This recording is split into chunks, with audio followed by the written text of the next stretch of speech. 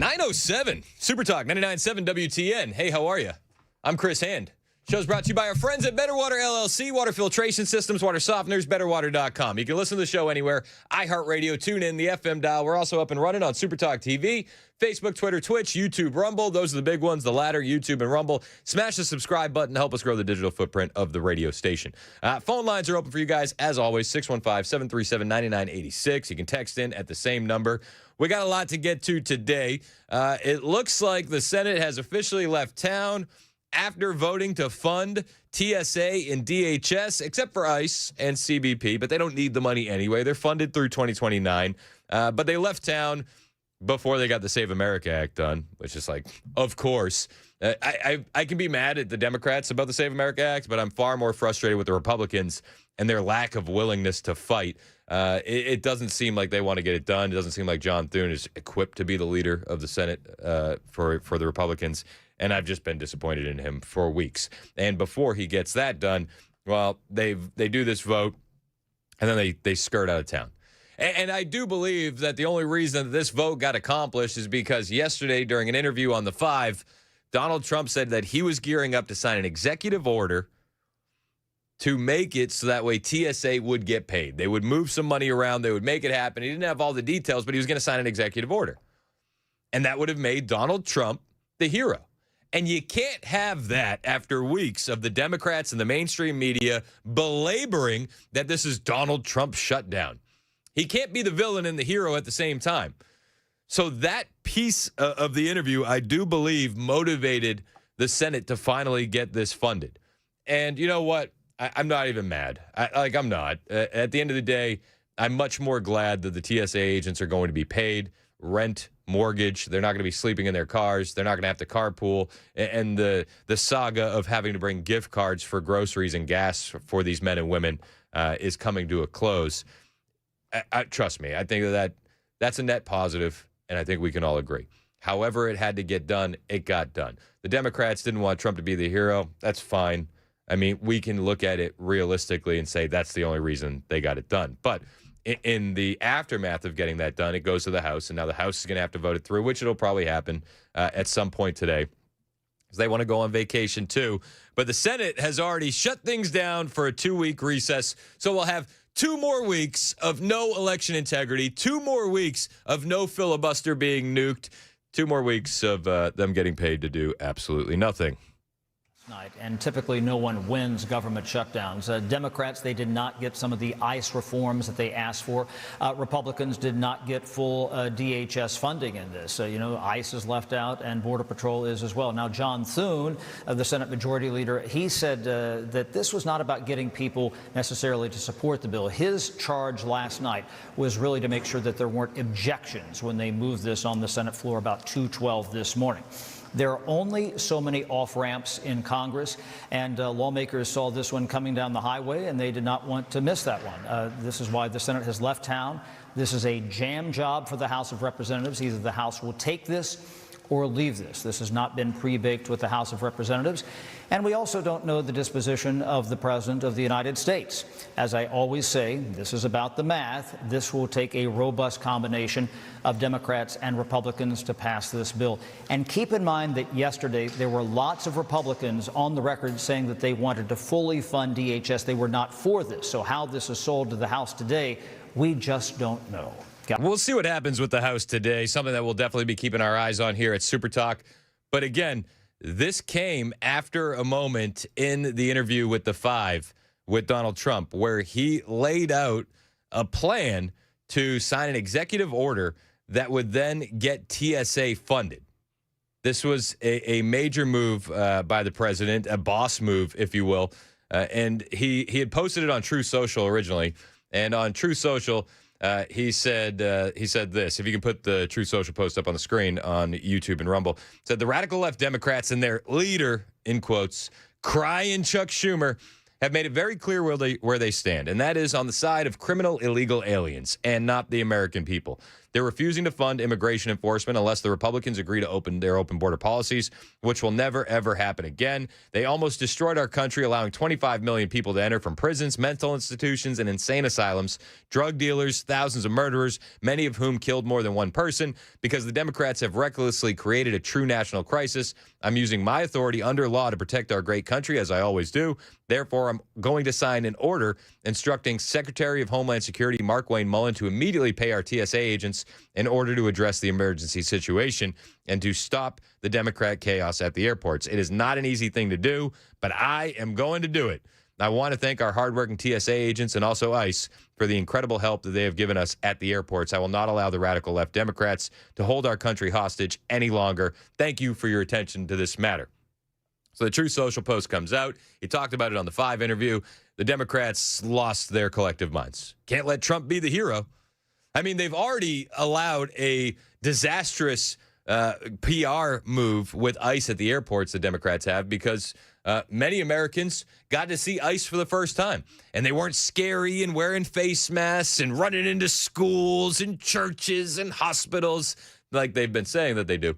They were handing out bottles of water. I actually saw one video yesterday of a toddler at, I believe it was LaGuardia, I know it was a New York airport, who began choking. And the father is like panicked. I mean, the son is losing oxygen fast. And the boy goes limp in his father's arms. And at that moment, a TSA agent rushed in. I mean, not a TSA agent, an ICE agent rushed in and performed the Heimlich maneuver. Democrats can't have this. They can't have ICE agents getting good PR when they're at the same time describing them as the paramilitary force of Donald Trump, the Gestapo, the secret police, the Nazis. You can't have it. Can't have the Gestapo saving kids at the airport and helping old ladies cross the street and passing out bottles of water. So I think this was twofold. They understood exactly what was happening. Senator Tim Scott said that none of this would have happened, the DHS funding deal, if it wasn't for President Trump and his move to sign that executive order, at least signaling that he would. When President Trump announced that he was going to pay TSA himself, it changed the calculation for the Democrats. And Senator Tim Scott is absolutely right here. He was talking about it last night on Fox News. Brian, that's a perfect question. President Trump leads again. Without President Trump saying, I'm going it alone, I'm going to take care of America without the help of a single Democrat. They got scared. They were shaking in their boots. They responded by saying, we want credit too. They don't deserve 1 ounce of credit. President Trump deciding to fund TSA by himself brought them to the table. Without that one thing, Brian, we would not have passed the legislation last night. He's absolutely right. Trump got it done. Trump got it over the finish line. The guy's walking and chewing gum at the same time, and I'm grateful for the president doing this. Again, this has allowed the Senate Republicans and the Senate Democrats to get out on vacation. 2 weeks off. Two weeks off. Do these guys even work? How much PTO did they get? It's absolutely insane. This is after last night on the 5, Donald Trump demanding that John Thune get the Save America Act done and saying that he should terminate, was his exact word, terminate the filibuster. This was Trump last night. I'm going to go down the tubes, but I would terminate the filibuster and I'd take a vote and I'd have everything done and I'd vote on voter ID and I'd vote on citizenship. I'd vote on no mail-in ballots other than if you're, military or you're ill or you're traveling. I mean, I'll be generous about it. He's a generous guy. No mail-in ballots are inherently dishonest. Jimmy Carter said that. The greatest thing Jimmy Carter ever did was after he got out of office. Because his tenure in office was not good. He did something that is horrible. He gave away a thing called the Panama Canal for $1. This was perhaps the worst deal ever made. The Panama Canal for $1 was not good. It was I don't know if you know, Panama Canal was the most expensive thing, if you bring it to current dollars, ever built in the history of our country. So he goes off on the Panama Canal, as President Trump does. Murphy always calls it, Matt Murphy, the afternoon guy, I love listening to Murphy, but he always calls it tree trunk talking. because he has the base of the conversation and he branches out into other things. So we're off on the Panama Canal. But the opening of that statement is so true. Like, we have such an opportunity here, and if we're being completely honest, we are what? 9 months, less than 9 months, 8 months away from squandering it if we don't win in the midterms, if we lose control of the House and or the Senate.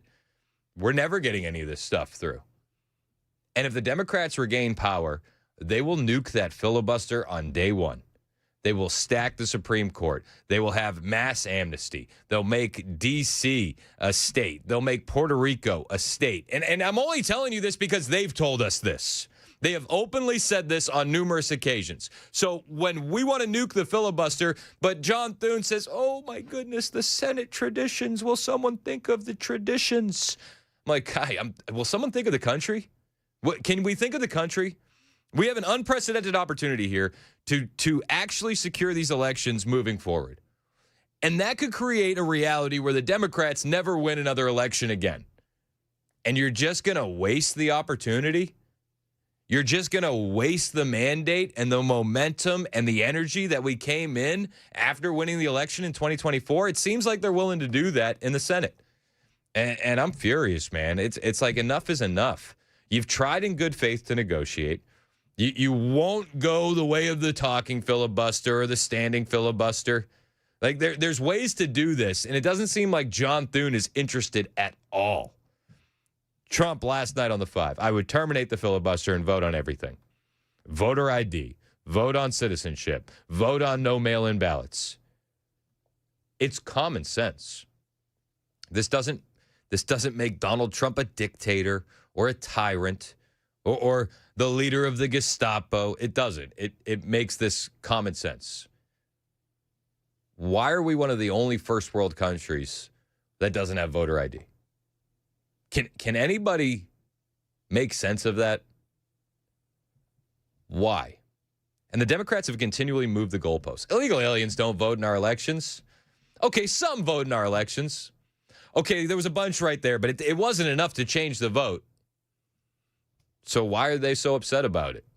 This is something that the American people broadly support. The president has said on numerous occasions now, just get it over with. And I think the American people feel the exact same way. 615-737-9986 if you want to join the conversation. We got a lot to talk about today. I'm going to bring you the audio of Donald Trump on the 5.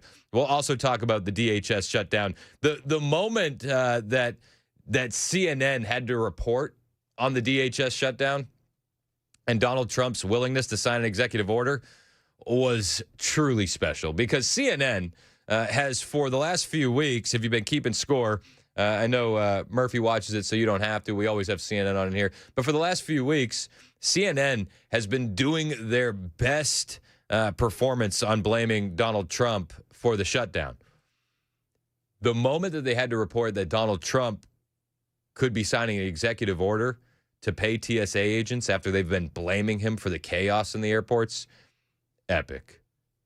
I mean, if you're watching this on Super Talk TV, you'll see the CNN guy who's about to do the report, and he looks uncomfortable. He looks like a deer in the headlights. He doesn't want to relay this news, but he has to because it was news last night. Well, breaking news in our politics lead, President Trump has just posted that he's ordered the Department of Homeland Security to, quote, immediately pay our TSA agents, although it's not entirely clear how that will work or what authority he's utilizing for that order. I want to get straight to CNN's Kristen Holmes from the North Lawn of the White House. Kristen, I know this is like just happening. We're trying to figure lots of things out here. What do we actually know right now? Well, we're asking all the same questions that you are. So I do want to get straight to the Truth Social post, because that's where, of course, he put this news, as he is wont to do. This is what he wrote. He said, I am using my authorities under the law to protect our great country, as I always will do. Therefore, I am going to sign an order instructing the Secretary of Homeland Security, Mark Wayne Mullen, to immediately pay our TSA agents in order to address this emergency situation and to quickly stop the Democrat chaos at the airports. It's not an easy thing to do, but I'm going to do it. Well, I mean, that last line is kind of an understatement here. It's not an easy thing to do. We're not really sure what legal mechanism he has to do this or where this money would come from. Remember, the reason why we're in this situation is because they're fighting over funding for DHS that would then fund these agents who are on the ground. So where is the money going to come from to fund these agents? And if President Trump has this legal authority to kind of just bypass Congress completely on an issue like this, then why have we had these standoffs for the last decade over these various issues when usually there is a president sitting in the White House who is on one side or the other?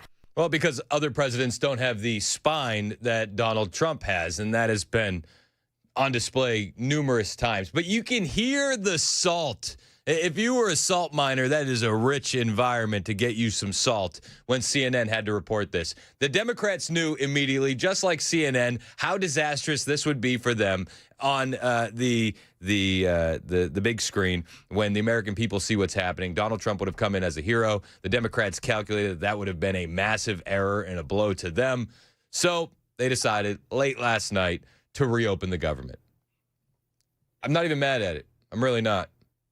I think we could roast the Dems for caving, but I'm just happy that the TSA agents are going to get paid. They're not going to miss rent anymore. It's 9:22. This is Super Talk 99.7 WTN.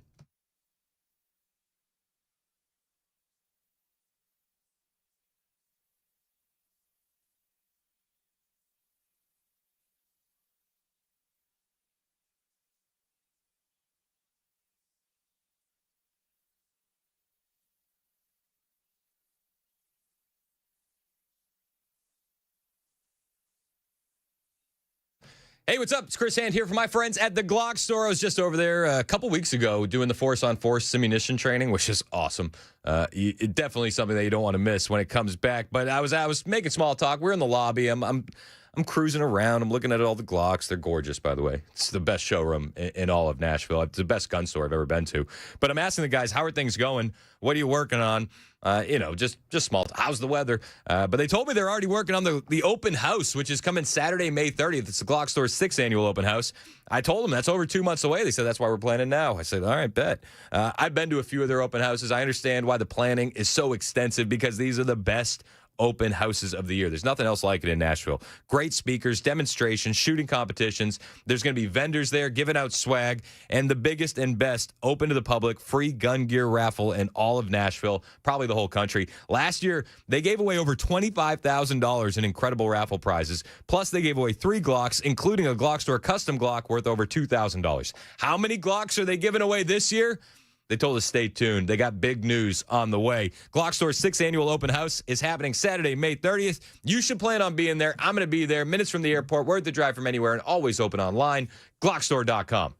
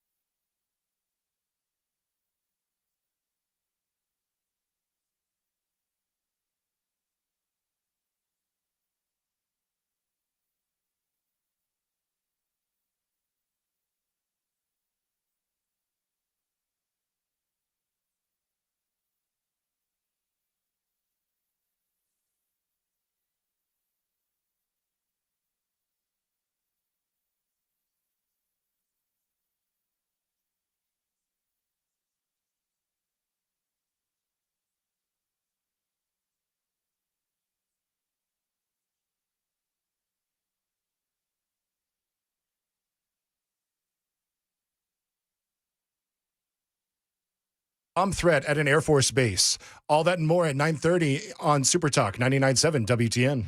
That's Mason Fleming in the newsroom.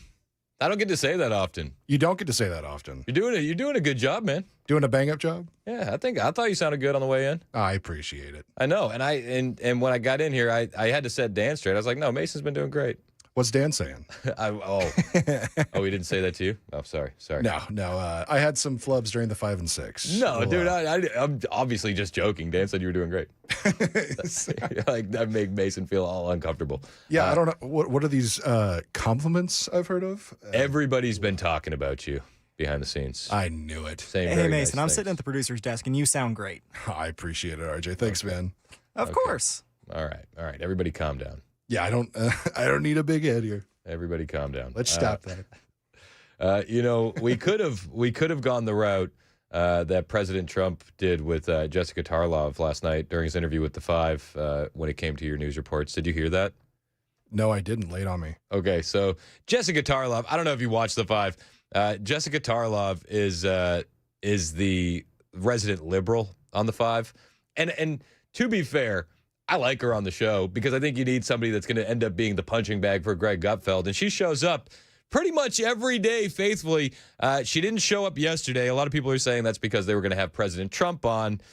President Trump, not exactly a fan of Jessica Tarlov. Say this the other night, and I do like his show. I like all of your shows, actually. I'm glad Jessica's not there. Because I think, no, actually, I think your show would be better without her. But, who am I to say that? Isn't that terrible? I think it would be a lot better. But, Kennedy, you're doing an excellent job. Thank you. But, we have a filibuster that would give us the right to vote. So, President, I'm glad she's not there. I'm glad. I wish she had been there. I would have loved to see the back and forth between the two. It's 9:30. This is Super Talk 99.7 WTN.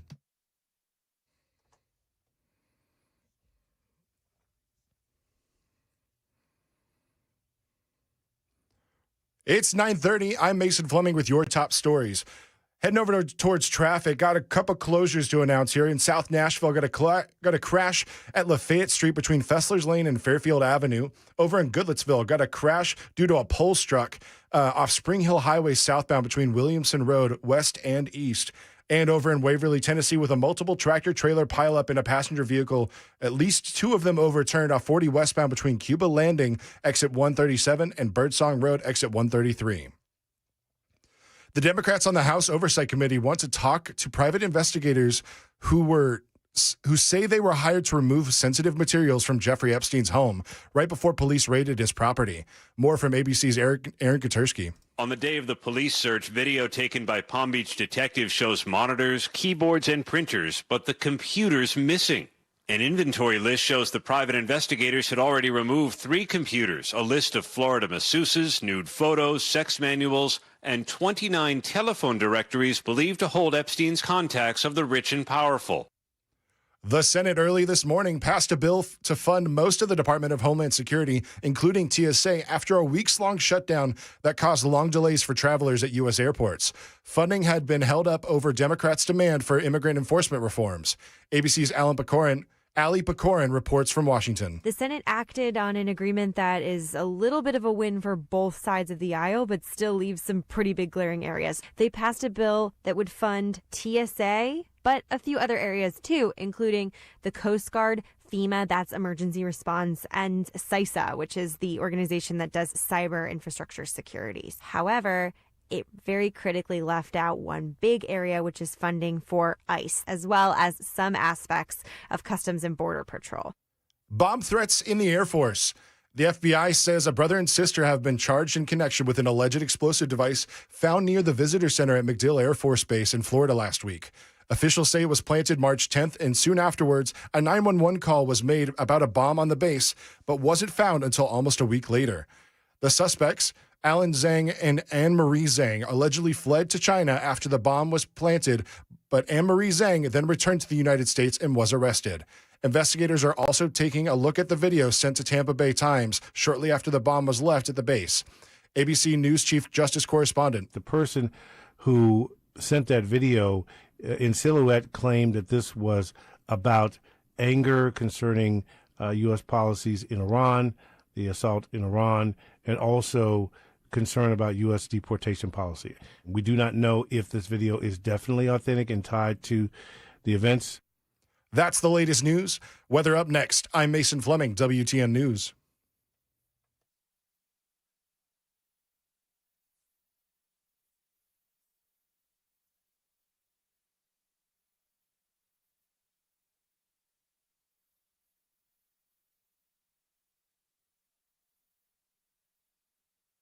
Hey, what's up? It's Chris Hand here for my friends at Busy Bee Plumbing, Heating, and Cooling. The heat is coming back, and if your HVAC unit is not running the way it should be, you need to call my friends at Busy Bee. Maybe your AC unit stopped working at the end of last summer, and you were like, you know what? We're heading into fall. We're going to kick the can down the road. Well, we're down the road now, and the hot temperatures are here, and they're going to be here for a while. If you need a new HVAC system, today's the perfect day to call Busy Bee. When you purchase a 16-SEER high-efficiency HVAC system, you're going to land some amazing TVA rebates and save some serious money. Now, here's the best part. Busy Bee is going to file all the rebates for you. All you have to do is sit back and save money. On top of the rebates, they're going to land you a Yeti Tundra 45 cooler for free. This is an amazing cooler. It's going to be perfect for the beach and poolside. You're getting it for free. You can also get that for free if you need a whole home repipe. Busy Bee is going to take care of you, and they always take care of you if you're a Beehive Club member. Beehive Club members get priority scheduling, discounted repairs, free annual HVAC and plumbing checks, plus extended warranties. Call them and say, I want to join the Beehive Club today. That peace of mind knowing your equipment is running at its best is the best. And it's the easiest way to save money, avoid breakdowns, and protect your home. Call Busy Bee today, 615-775-7833, 615-775-7833, busybeehvac.com.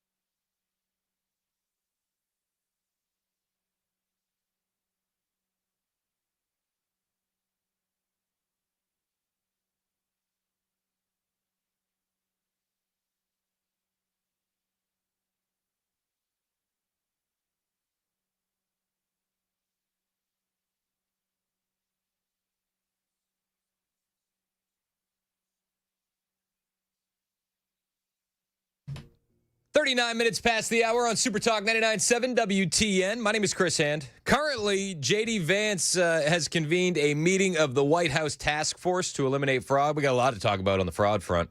We're going to talk about that later in the show. I'll bring you some of these comments from Vance and Stephen Miller as well. Plus, Nick Shirley's speech last night from CPAC. Nick Shirley is not the most polished public speaker, and I think that's what made his speech that much more powerful. He just sounded like a regular guy looking out for the American taxpayer. And I don't think you can call him anything other than that, although the Democrats tend to. They call Nick Shirley an alt-right YouTuber, racist, bigot, Nazi. So you and I just call that regular people, I guess. It's just normal. It's just normal to be called that if you like Jesus and like the country. So we'll play you some of that on the way. Also, currently, we've been talking about the shutdown. The Senate, in the dead of night, passed a funding package that is now being sent to the House. This is after Donald Trump said that he would sign an executive order to get TSA paid.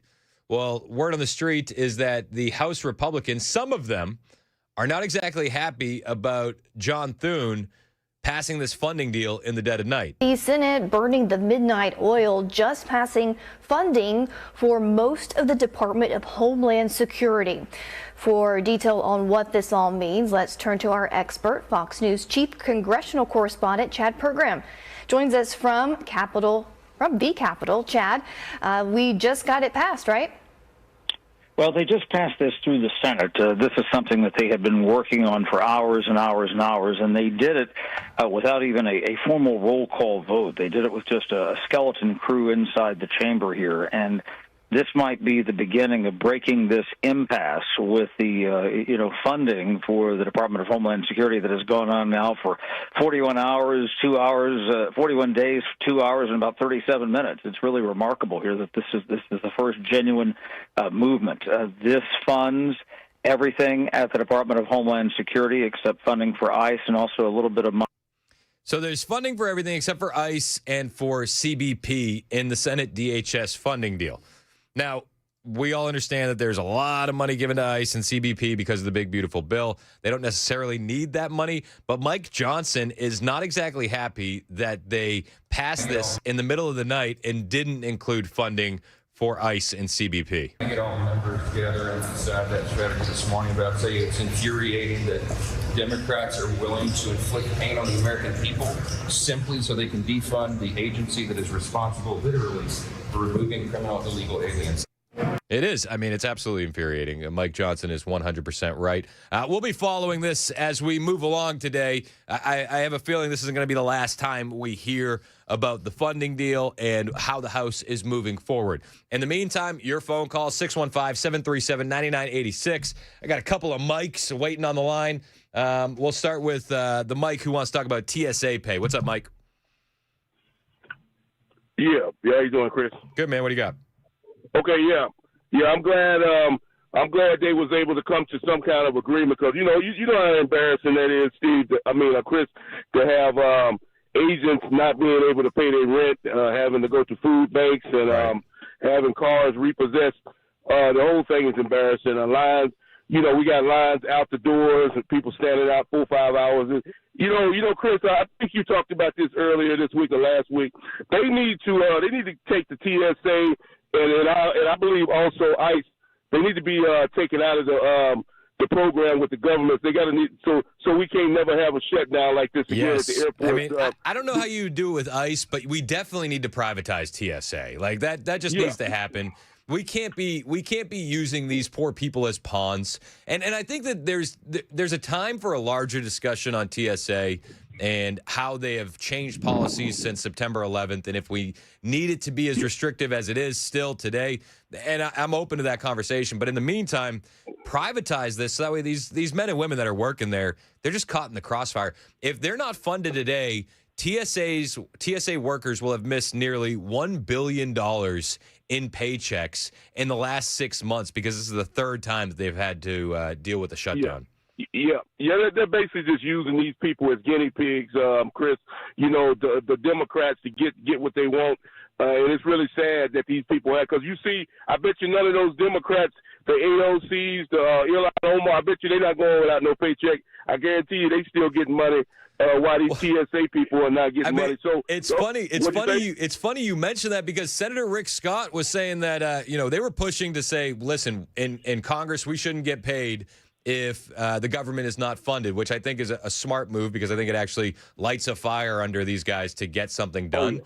But he said a Democrat senator came up to him and he's like, I won't be able to pay for my mortgage if we don't get paid during a shutdown. And I'm just like, what? You make $174,000 a year because of the taxpayer, and your net worth is probably $30 million because of the insider trading. And you want me to feel bad for you when a guy who is probably already living paycheck to paycheck, making $50,000 a year, working at TSA, can't pay his rent? Like, miss me with the BS. Oh, yeah. Well, like you said, luckily we got Donald Trump in the White House, Chris. This guy here he gets the job done. Donald Trump, he doesn't wait for people to come to him with the answers. He's going to get something done one way or the other. And he was going to get these TSA, like you said, when you started your program. They didn't want Donald Trump to be the hero, so they went on ahead and signed it because they knew that Donald Trump was going to go over their head and let these people get paid. Yep. And I respect Donald Trump for that. The same thing he did with the war when it comes to Iran. Donald Trump had every right to do that, because if he wouldn't have done it, Iran, anybody who said that they wasn't a danger, Chris, you've been talking about this for 2 weeks now. They've already shown how dangerous they are by shooting missiles to other countries that had nothing to do with this conflict. Yep. With Kuwait, Dubai, and Saudi Arabia, all these other countries, they didn't have a damn thing to do with this situation, and they were shooting missiles into that country. So it shows you how dangerous Iran is, and they had to be stopped. So anybody who say Trump was wrong for this war is just as dumb as the people that are saying these things. And I thank you for taking my call this morning. Hey, and I appreciate you calling, Mike. On the Iran front, I mean, what did we say when people said Iran is not an imminent threat?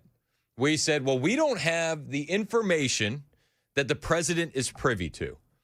And then it only took a few weeks into the conflict to see them launch a missile at the Diego Garcia U.S.-UK joint military base, which just so happens to be 4,000 kilometers away from where the missile was fired. Previously, we were under the impression that their range of missiles was only 2,000 kilometers. This information changed everything, and I wonder how much the president knew beforehand. I would imagine he knew. I just would. I would imagine that he had some intel into that, and that put Western European cities in the line of fire. London, France, Paris, Rome, cities in Germany, all in the crosshairs of Iran. And if you're keeping score at home, Venezuela is less than 4,000 kilometers away from America. And what did they do before they went into Iran? They went into Venezuela. Who do we know was in Venezuela? Russia, China, Iran. Is it possible that the president had some information that he needed to act on? I think so. I do. I do. I'm going to trust the guy.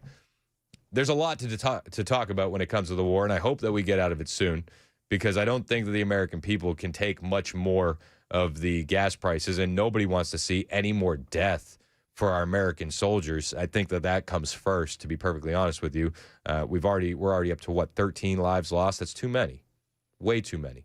And I don't support a boots on the ground invasion. I think that is just dangerous on all sorts of levels. I mean, these drones. You want to talk about the American people not being able to stomach a conflict? These drones, we've seen it in the Ukraine-Russia conflict. You're going to see soldiers running away from these drones in 4K high definition. And these videos are going to go viral on the internet. Nobody wants to see that. I can't support a boots-on-the-ground invasion. I think that is just certain death for a lot of our men and women in our armed services. Let's go to Mike in Hendersonville. What's up, Mike? How are you? I'm doing great. I hope you're doing okay today. Thanks for your show. I love it. Appreciate you, man. What do you got? Gas prices.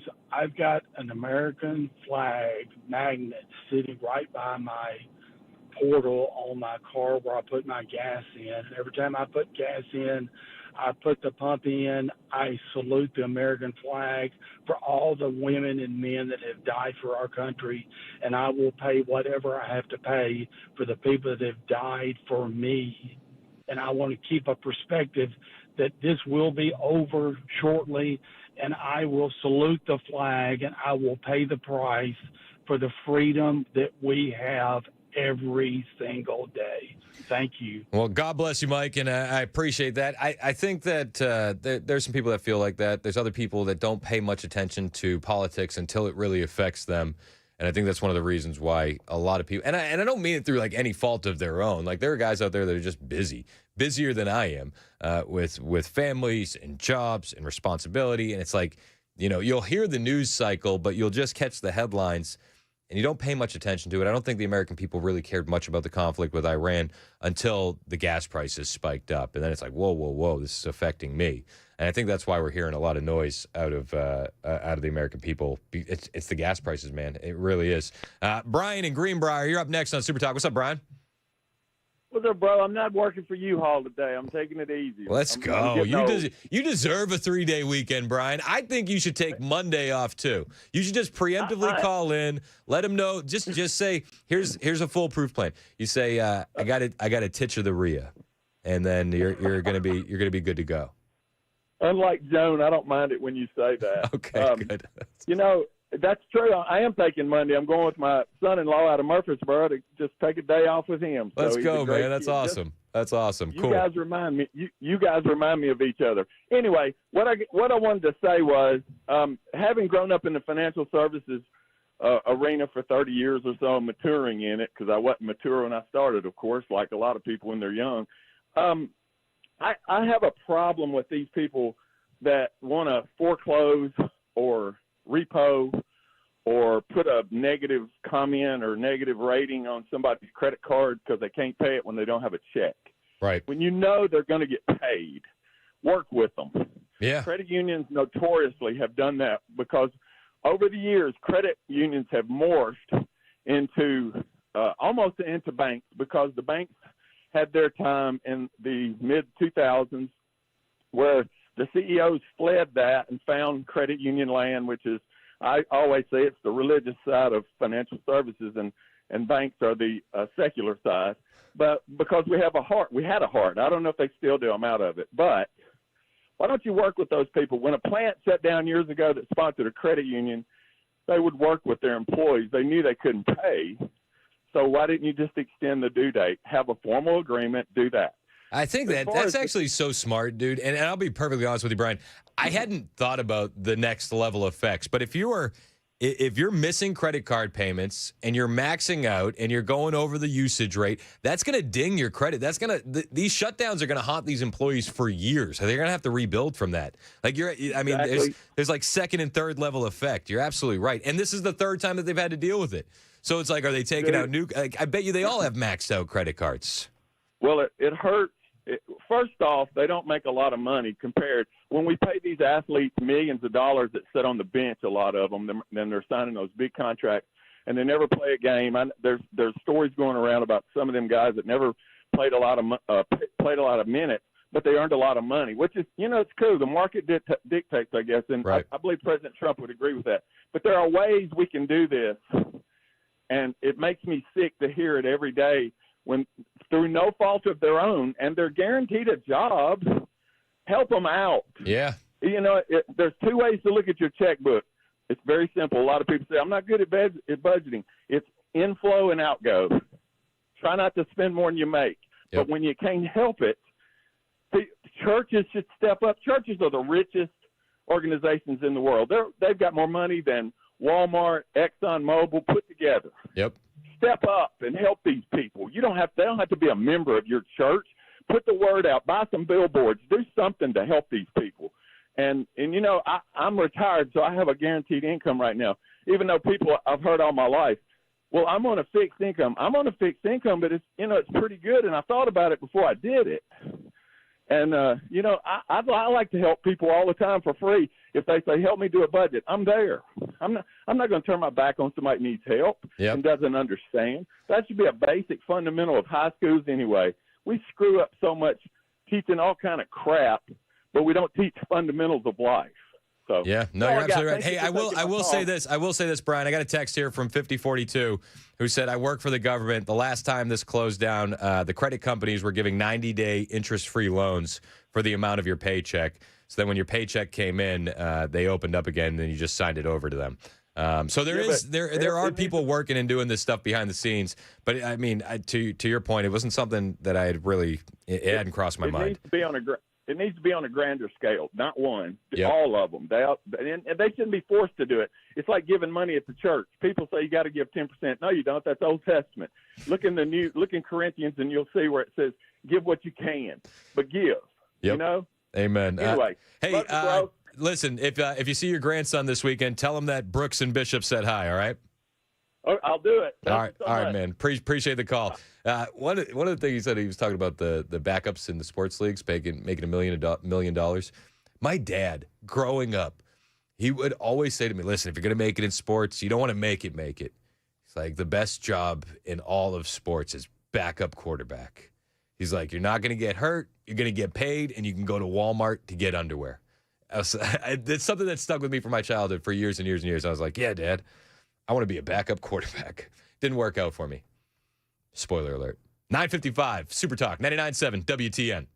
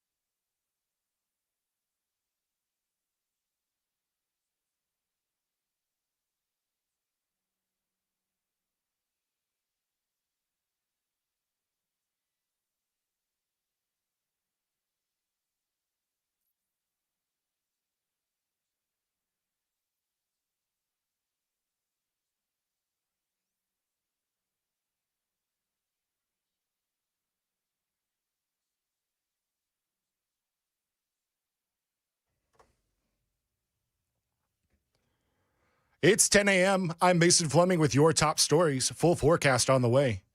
The war in Iran is still causing instability and uncertainty in the markets. Stocks had their worst performance since the start of the war yesterday and today. The Dow is down more than 400 points.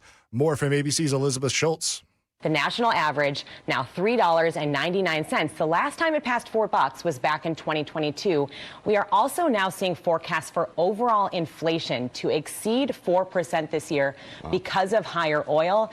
Before the war, that inflation rate was inching closer to the Federal Reserve's target of 2%.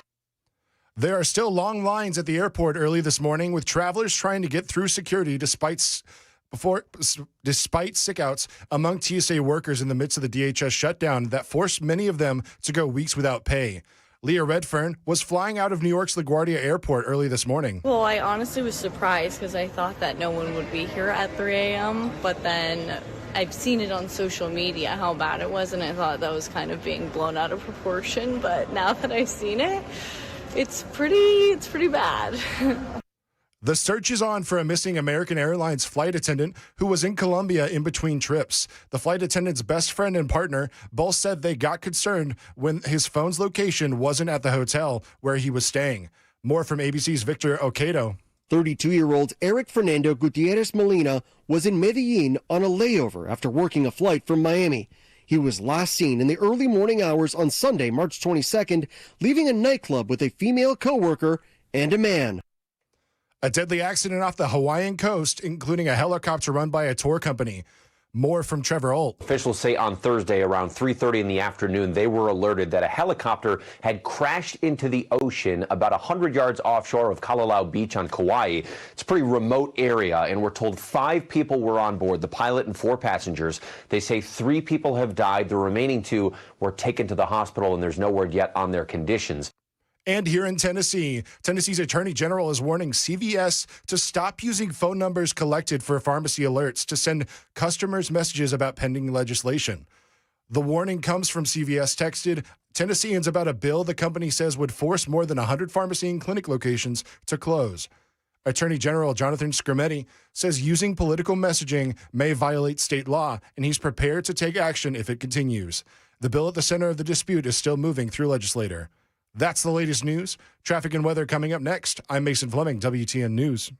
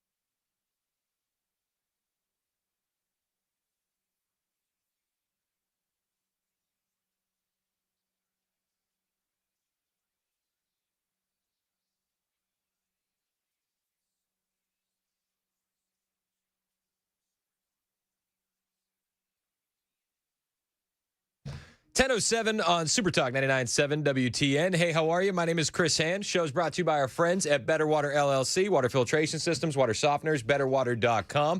You're welcome to join the show. You know that, right? It's your show, not mine. 615-737-9986. That's the phone line, and that's the text line. I don't normally do this, but I got a text here from 5265, and I know we got a lot of prayer warriors in the audience, and he had a prayer request. Our friend Charlie Cooper, listener of the show, he's got a big procedure coming up on Monday, worried that it could be cancer, and we're just praying for good test results. So if you're in the listening audience, you happen to be a prayer warrior, if you could add our friend Charlie to your prayer list, we would greatly appreciate it. I got Charlie on mine, and we hope everything works out, my friend. So we're praying for you, and again, we don't do this all the time, but we do believe in the power of prayer here on the Chris Hand Show. So when Charlie requested it, I said, absolutely, say no more. And then I'm requesting it for you guys to step in as well. Pray for our friend Charlie. I'm sure you'll be fine, dude. I mean, with the modern advances in science, you're probably going to live to like 300-400 years old. We all will. I mean, we'll be half robot and we'll be fine, so I wouldn't stress. Donald Trump spent quite a bit of time last night on the 5, and he made quite a few statements that raised eyebrows. Here's one of the things that I find super interesting. We know that Donald Trump is aware that the Iranians are listening to his every word. I mean, that's just clear as day. Everybody knows it. They're paying attention. They're paying attention to what the president says, what he tweets, what he truths out. They're paying attention. So knowing that they're paying attention, he went on the 5 last night, and he let out a statement, a line that I would imagine makes the leadership a little bit nervous in Iran if they don't want to negotiate. They have extended that deadline. They say that negotiations are progressing, but there's a bit of a threat of violence behind these threats because that's the only thing the Iranians understand. So one of the first things that he mentioned last night on the 5 was this. They then named another one. We knocked them out, and we knocked out part of the third group, and we're just holding for the rest. We know where they all are, and it's one country that does not want to be. You have very few people want to be the leader. You know, everyone wants to be president of the United States. Everyone wants to be president or whatever, prime minister of a certain country. There are not a lot of takers to be the head of Iran right now. I will tell you, they're all fighting not to. We don't want that position. But they asked me if they would, Kaylee, importantly, they said to me, very nicely, through my people, could we have more time? Because we're talking about tomorrow night, which is pretty. They asked for more time, but the line that he says, we know where they all are.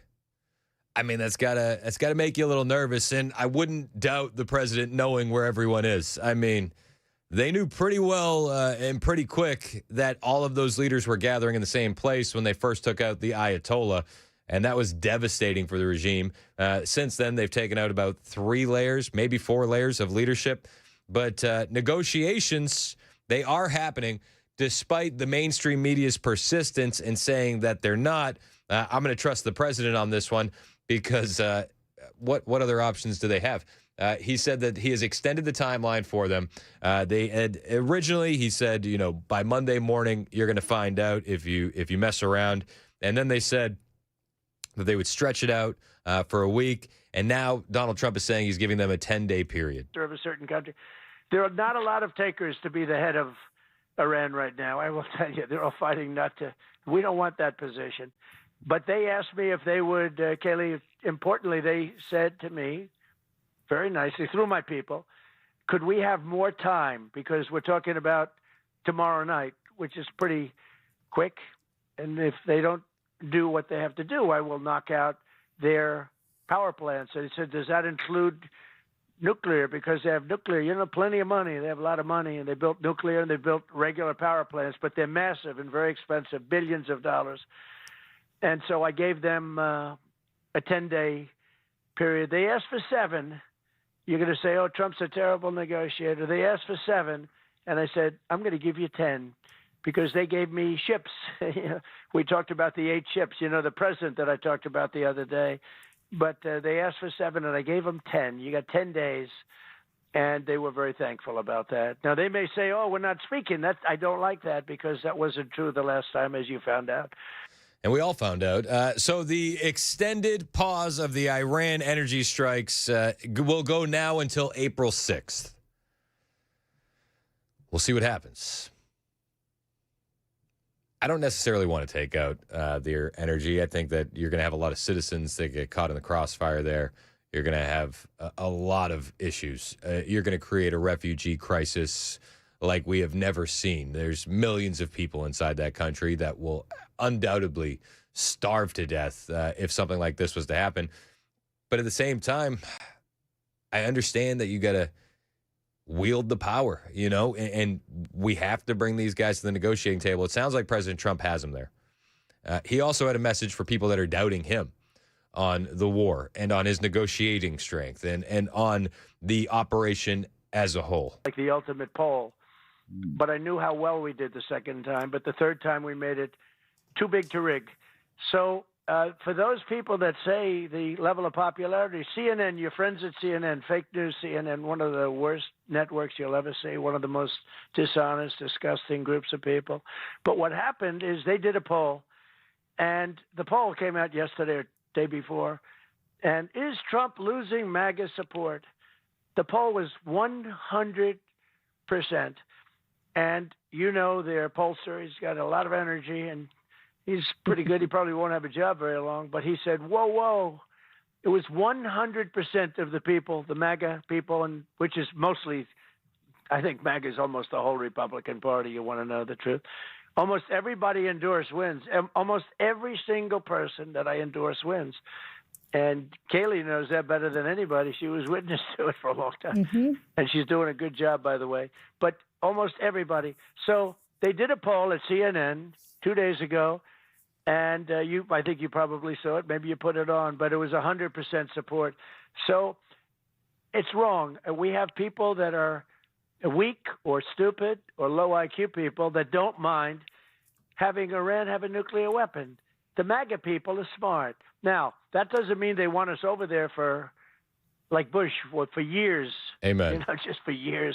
I always said, don't go into Iraq, but if you do, keep the oil.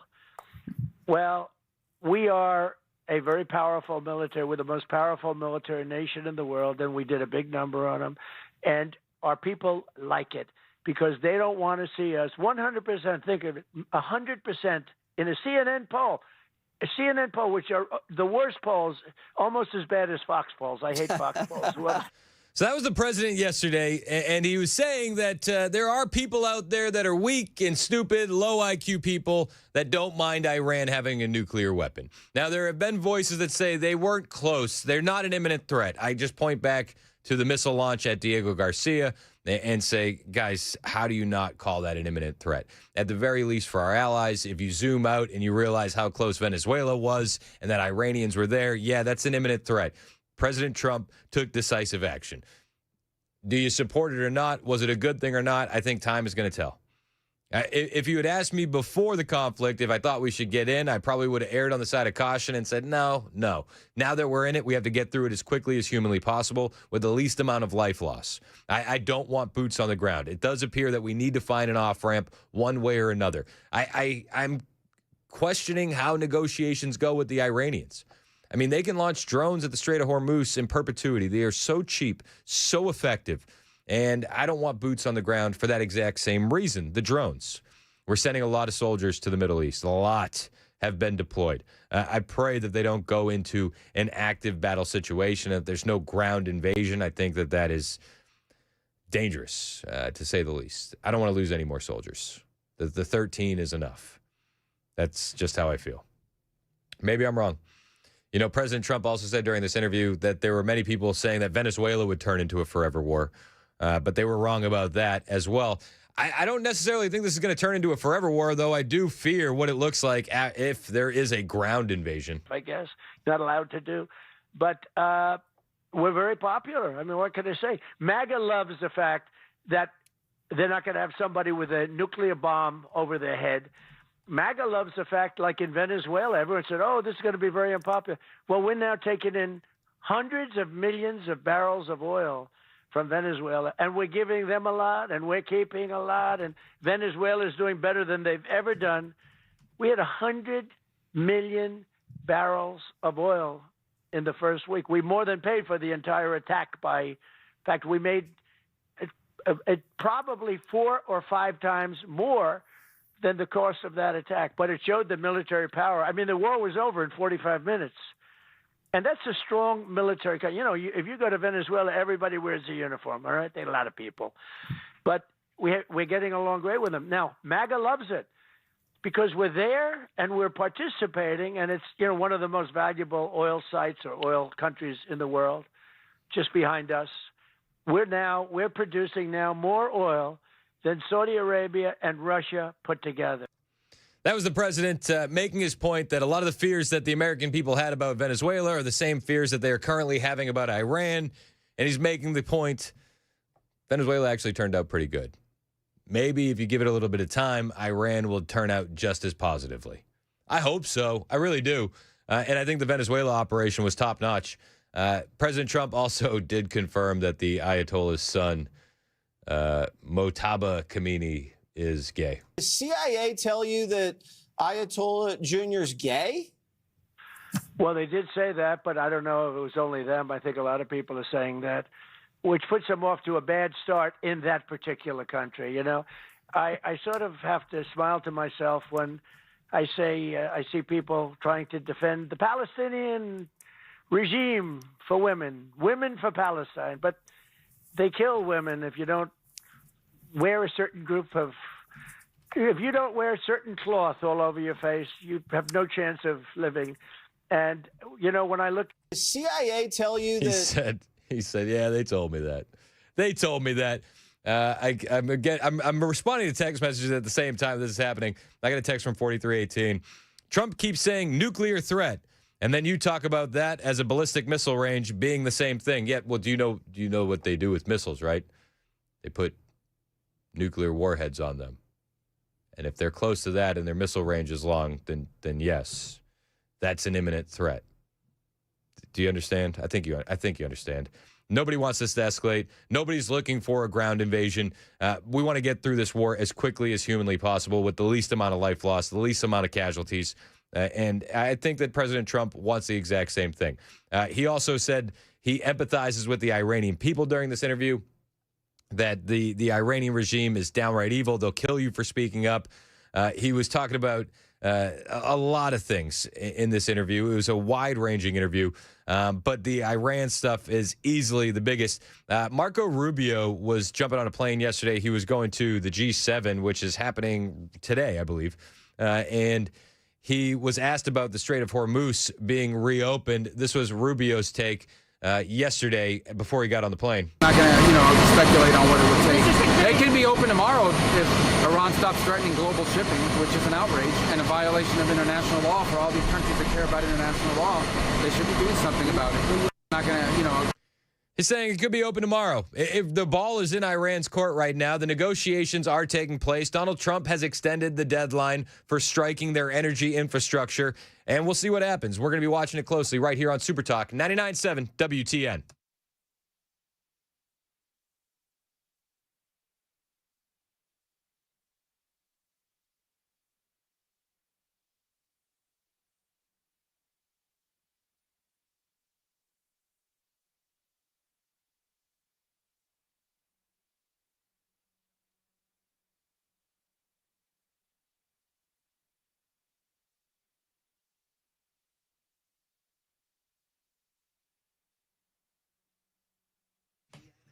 Hey, what's up? It's Chris Hand here from my friend Aaron Parker over at Parker Safes and Vaults in Shelbyville. I actually spent a lot of time yesterday on YouTube, and I was just cruising their page, looking at reviews. They have a video review for every safe that they have in stock at Parker Safes and Vaults in Shelbyville. So I found myself in a YouTube hole just watching these videos on the safe.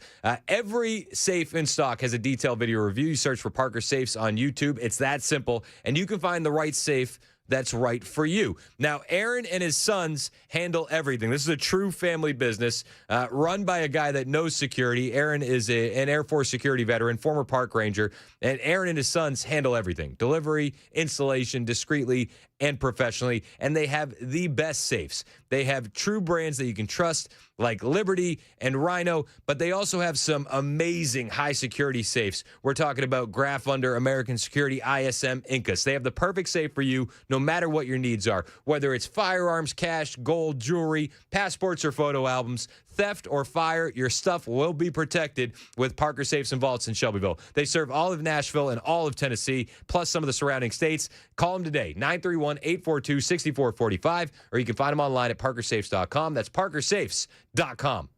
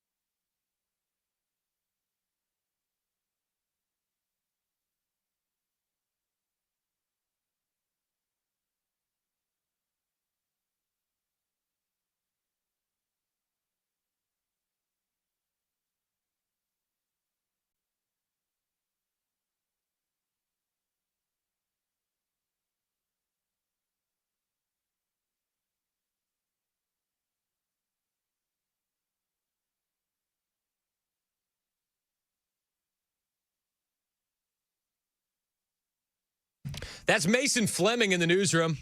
My name is Chris Hand. Show's brought to you by Better Water LLC, water filtration systems, water softeners, betterwater.com. You all right in there, bud? Okay. RJ's running the board. He doesn't get the reps that some of the other guys get, so sometimes things happen. That's all right. It's all right. We appreciate RJ filling in as Mason got to do news today for Joan, because Joan has the best deal in all of 99.7 WTN. They said, we love you, Joan. You take as much vacation as you need. That's also, and I kid, I love Joan. She's one of my great friends, and she's awesome, by the way. I don't know if you guys know this. Her and Dan decided that since she's going to the airport, that she would be bringing gift cards for TSA agents. Dan and Joan chipped in to make sure that they could bring some grocery gift cards and some gas gift cards. Like, they're both just total class acts. So shout out to them for doing that. And that's why Joan's just awesome. Joan is the best. We love Joan. There's a lot to talk about today. We could spend a lot on Iran. We absolutely could. We could spend a lot of time on the shutdown, and we'll get back to that. I do want to talk about the fraud, because I think that is a major story, and a story that deserves a bit more attention than it has been getting. As far as the anti-fraud task force goes, J.D. Vance convened a meeting today, which we're going to have some audio for you on the way. It was Vance and Stephen Miller. But the anti-fraud machine for the Trump administration is really beginning to cook with gas. I mentioned it earlier this week, but the U.S. Senate has finally confirmed President Trump's anti-fraud Assistant Attorney General Colin McDonald.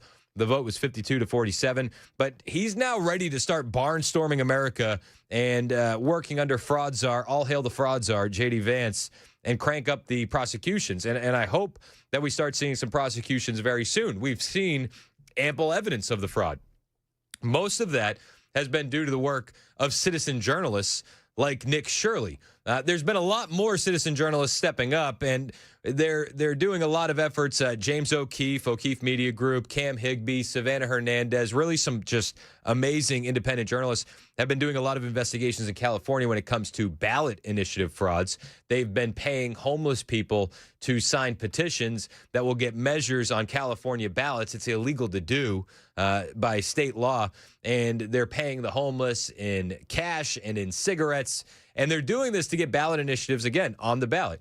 And people will say, oh, yeah, there's fraud. There's schemes and they're scheming, but there's no election fraud. It's like, oh, so there's welfare fraud, there's Medicaid fraud, there's SNAP fraud, there's autism fraud, there's daycare fraud, there's hospice fraud, there's medical transport fraud.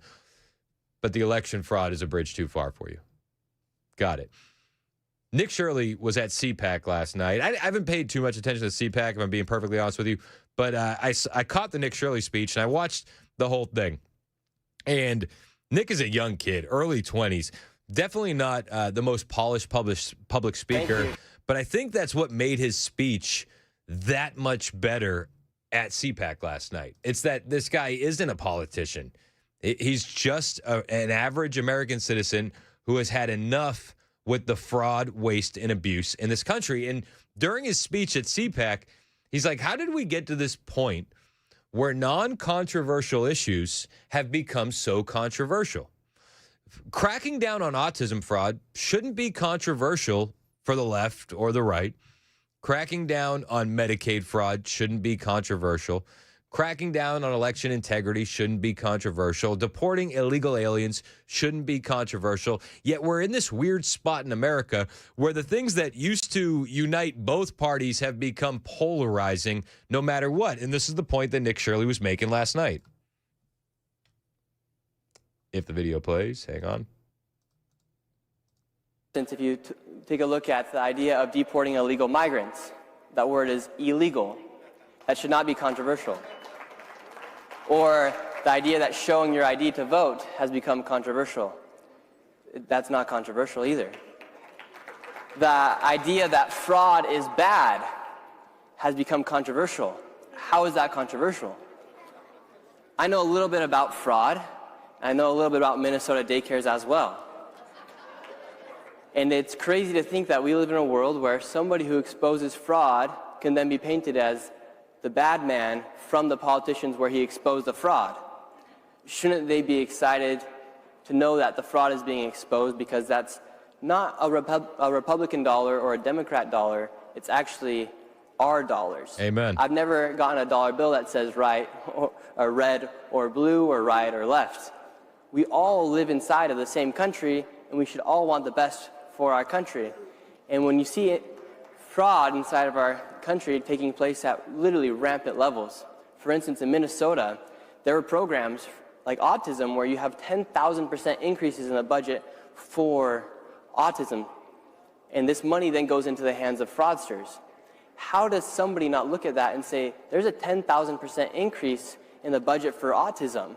Is there a 10,000% increase in autistic children inside of our neighborhoods? And if the answer is no, how are they justifying a 10,000% increase in the budget? And in other instances like California, where you have 1,000% increase in hospices, is everyone going to die in LA? I don't think so. No, in fact, they have an amazing survival rate in California hospices. He went on to take aim at Gavin Newsom. I'll bring you those comments when we get back. We'll talk a little bit more about fraud and the anti-fraud task force that is convening today. It's Super Talk 99.7 WTN.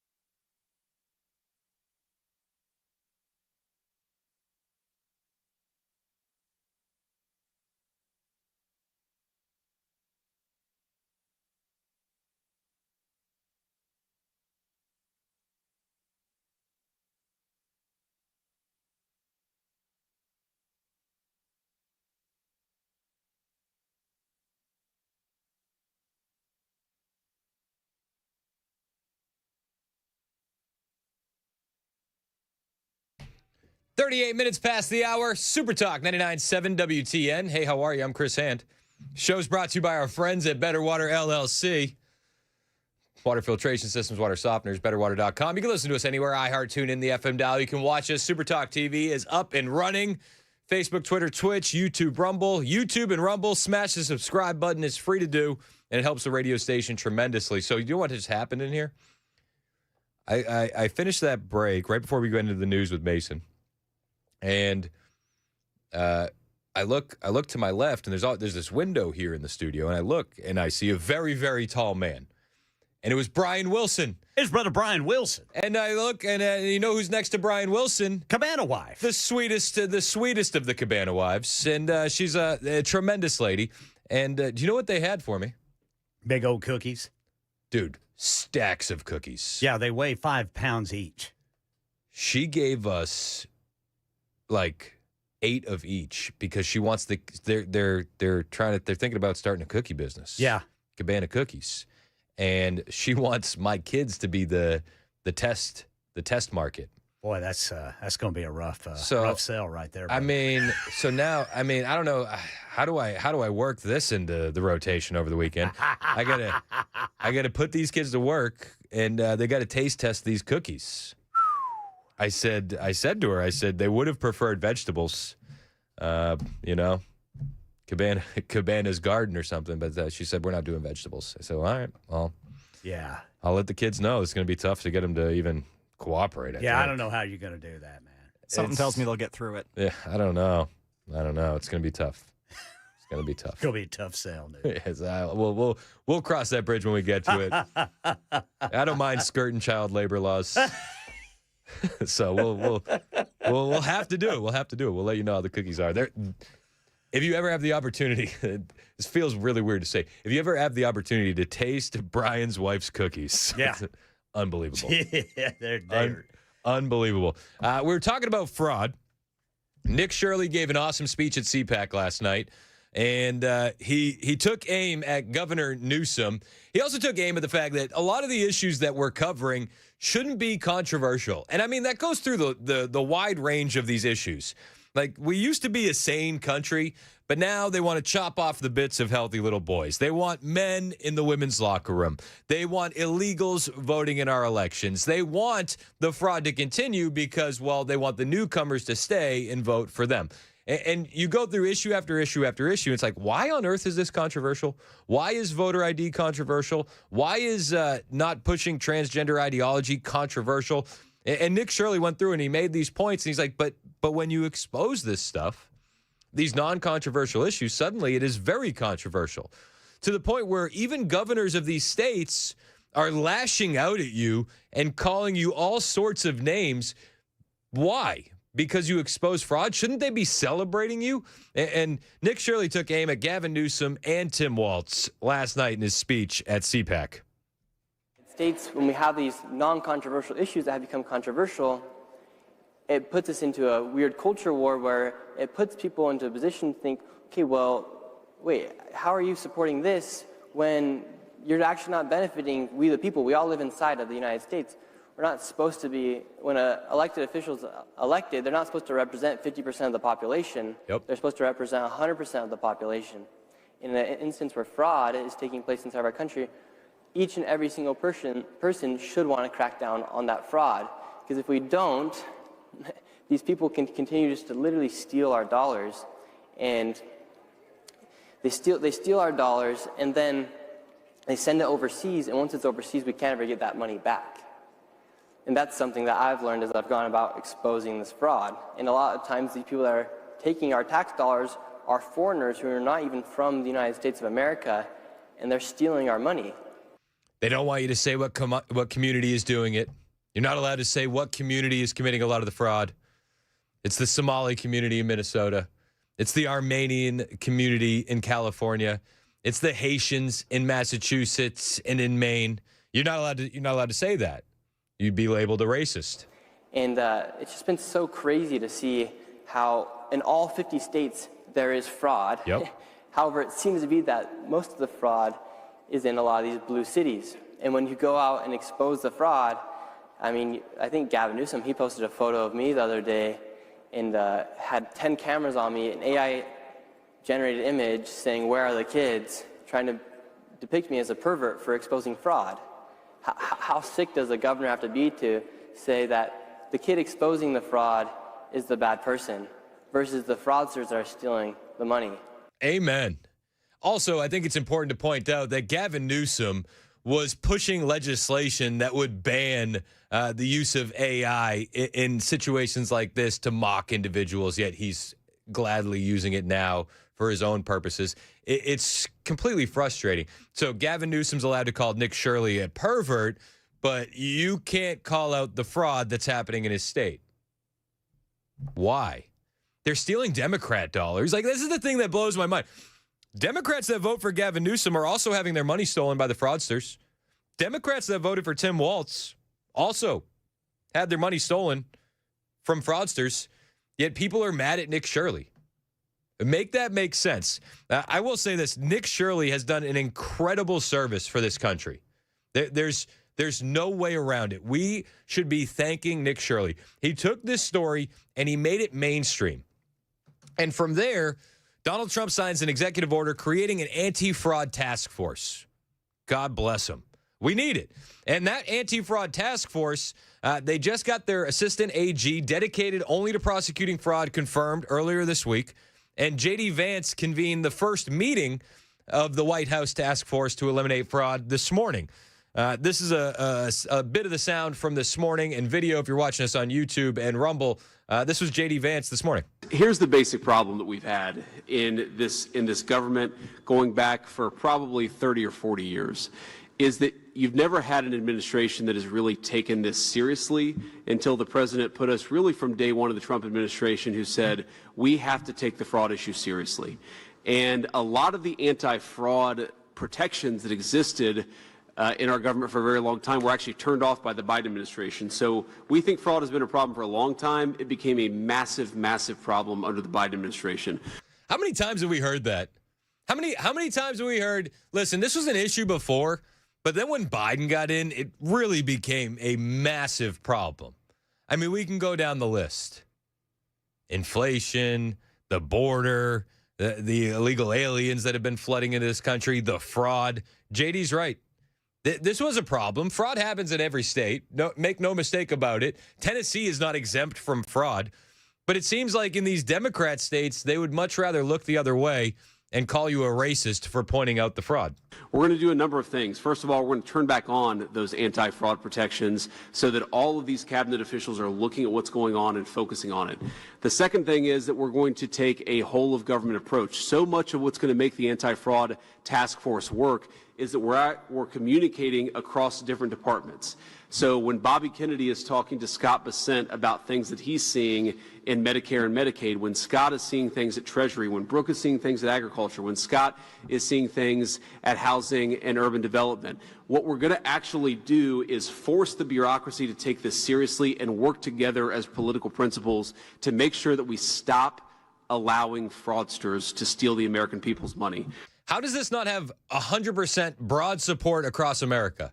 How is it that Democrats can't look at this and say this is a good thing? Do they just continue to want their money to be stolen? Is that what they would rather have? Can't let the Trump administration get a win, so we have to make this controversial. We have to, right? This is what goes through the average Democrat's mind. And it's infuriating. The fact is, if you're a Democrat voter and you have a child with autism and you're living in Minnesota where they had a 10,000% increase in autism fraud, like, you're not getting the best care. And the dollars that the government could have given you for your child, they're not going to be there. They're going to dry up. If everybody has autism, nobody has autism. But the fraud has been insane because there's been no verification with the fraud. And Stephen Miller broke this all down at this same meeting. Minnesota is even hiding SNAP recipient data to protect fraud. We're witnessing a betrayal of the American taxpayer. And it's not just conservative taxpayers, it's Democrat taxpayers. It's libertarian taxpayers. It's everyone. Have you ever paid taxes? It's you. It's me. And it's frustrating. At this table are all united in absolute determination to stop this plague of fraud, criminality, and abuse. I think what's important for Americans to understand about how pervasive and widespread the fraud is that all of our systems were set up and established for a high-trust society. I think that most citizens probably assume that there's some verification process that takes place for the receipt of most federal benefits. The reality is that there is not. This is particularly true in blue states, willfully true in blue states. So there's no protection there. There's no verification that's needed against taxpayer fraud. You know, Stephen Miller says we used to be this system was built for a high trust society. We used to be a high trust society, but do you know what happened? We imported a lot of the people from low trust societies, and then we act aghast, and we don't know how this happened. There are still high trust societies in the world. We used to be one of them. We're not anymore. And it's because of the rampant migration that we've had, both illegal and legal. You know, some of the legal migration we had was like when Haitians snuck over and they were hiding under a bridge. Oh, they granted them temporary protected status. Well, now it's legal. Okay. They snuck into the country. Like you're just making this legal via paperwork, but we're importing all of these individuals from the third world where voodoo and eating cats is a popular thing to do, and then we wonder why we've become a low-trust society. In which all of these programs are operated entirely on the honor system. No verification takes place before individuals are enrolled in or receive these benefits. So as a simple example, if you're a Somali refugee living in Minnesota, you could lie about how many children you have. You could lie about what your immigration status is. You could lie about your marital status. You could lie about child care. You could lie about disability. You could lie about all these things and many more. And nobody in the state of Minnesota would validate any of these facts before writing you a check. Insane. We at the federal government are simply sent a bill from the state of Minnesota for the cost of providing these services in the aggregate. So to take the food stamp program as an example, SNAP, and that, of course, is administered by Secretary Rollins, we do not know the names of any SNAP recipient in the state of Minnesota. We just get a blank check. We have asked the state repeatedly and tried to compel the state unsuccessfully to turn over their SNAP enrollment rolls so we could ascertain such basic facts as, are these people even legally eligible to receive these benefits? And the state has refused. Absolutely, categorically refused. And in fact, the state has spent millions of dollars in court for the singular purpose of trying to prevent the state from ascertaining the identity of a single SNAP recipient in the entire state of Minnesota. Think about what this does to public trust, social trust, people's faith in the... It erodes it completely. I mean, I don't know how, if you're a conservative, you could stay in a state like Minnesota or a state like California when you know that your taxpayer dollars are being just completely wasted like that. And, you know, we talk about it, you know, living in Minnesota or being in Minnesota, but these are your taxpayer dollars too because they're federal dollars. So when you pay your federal income tax, then that's being shipped off to Minnesota as well. Now, but imagine for a second living in Minnesota. And Stephen Miller brought this up while he was there. He's like, imagine that you're just a hardworking native Minnesotan, and some newcomer moves in next door. Minnesotan who works as a lineman or works as a construction worker, works in any job that requires hard work, dedication, focus, who's worried about his ability to support for and provide his family. And then imagine that he has a neighbor who's a Somali refugee who arrived 2 years ago and has a Mercedes and no financial stress and no worries at all in the entire world and never seems to ever go to work at all because he just went to an office in the state, lied on a piece of paper, and got unlimited free money forever for life. That is the system that is being run, and that is the corruption that this task force under the leadership of the vice president is going to demolish. I'm looking forward to the fruit from this task force. Now, imagine if you see all that happening in Minnesota, you're the lineman, and you're watching the Somali come home in his Mercedes-Benz, not working, not putting in the work, and then you go to report it. You know, you're a conservative in the state, or even a Democrat in the state, and you go to report this fraud that you see blatantly happening in front of you, and then the local officials threaten you. They shut you out. They claim you're a racist. It's infuriating. This is going to be coming to an end. The DOJ is surging denaturalization of migrant fraudsters. This is another big part of what this task force is going to do. If you're involved in healthcare fraud, citizenship fraud, passport fraud, you're not going to be able to stay in this country much longer. If you came here looking for a better life and you took advantage of the programs that were available, you're going to be gone. Make no mistake about it. This is coming. Push to strip criminal immigrants of their citizenship. David Spun has this story from Washington. Is it possible? Well, Dana, it is possible, and it's becoming a much more frequent event to see DOJ officials securing through courts the denaturalization of people who obtained U.S. citizenship through fraud or obtained citizenship by committing other crimes. Now, we have a photo of Vladimir Volgayev, a native of Ukraine who became a U.S. citizen in 2016. Federal prosecutors this week say he concealed and misrepresented his involvement in a conspiracy to smuggle more than 1,000 firearm components out of the U.S. to foreign markets. They say in 2013, he also engaged in housing benefits fraud. In another case, this woman, a Cuban native who achieved naturalization in the United States in 2007, according to prosecutors, illegally procured her citizenship, I should say, in 2017 by committing a healthcare fraud conspiracy, according to those prosecutors. Her name, Morelis Cabrera Diaz. She lives in Miami. And the third one, DOJ is filing a denaturalization complaint against this man in Miami, Alec Kassir. He's a native of Lebanon. DOJ wants to revoke his naturalization because of alleged false statements, including passport fraud. And Dana, authorities say this fraud was uncovered during a probe into alleged trafficking of counterfeit goods after he was naturalized. All of these people have to go. All of them. You want a high trust society again? This is how we get back to it. It's 10:55. This is Super Talk 99.7 WTN.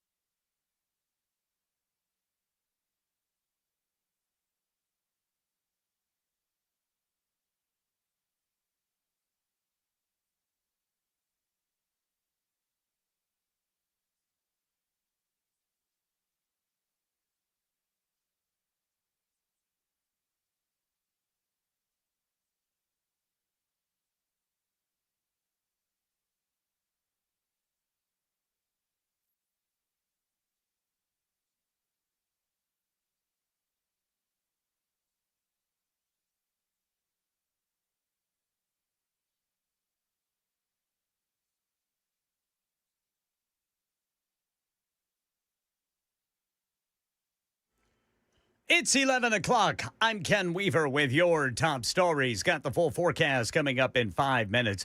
Right now in Middle Tennessee, the Middle Tennessee State University Police Department says the Rutherford County Sheriff's Office has locked down the Homer Pittard campus school due to a situation occurring in the county, but there is no threat to the MTSU campus or campus community. Operation Epic Fury, despite the pessimism, Treasury Secretary Scott Bessent says the U.S. economy remains strong, and he doesn't think high oil prices will last. The oil market is well supplied.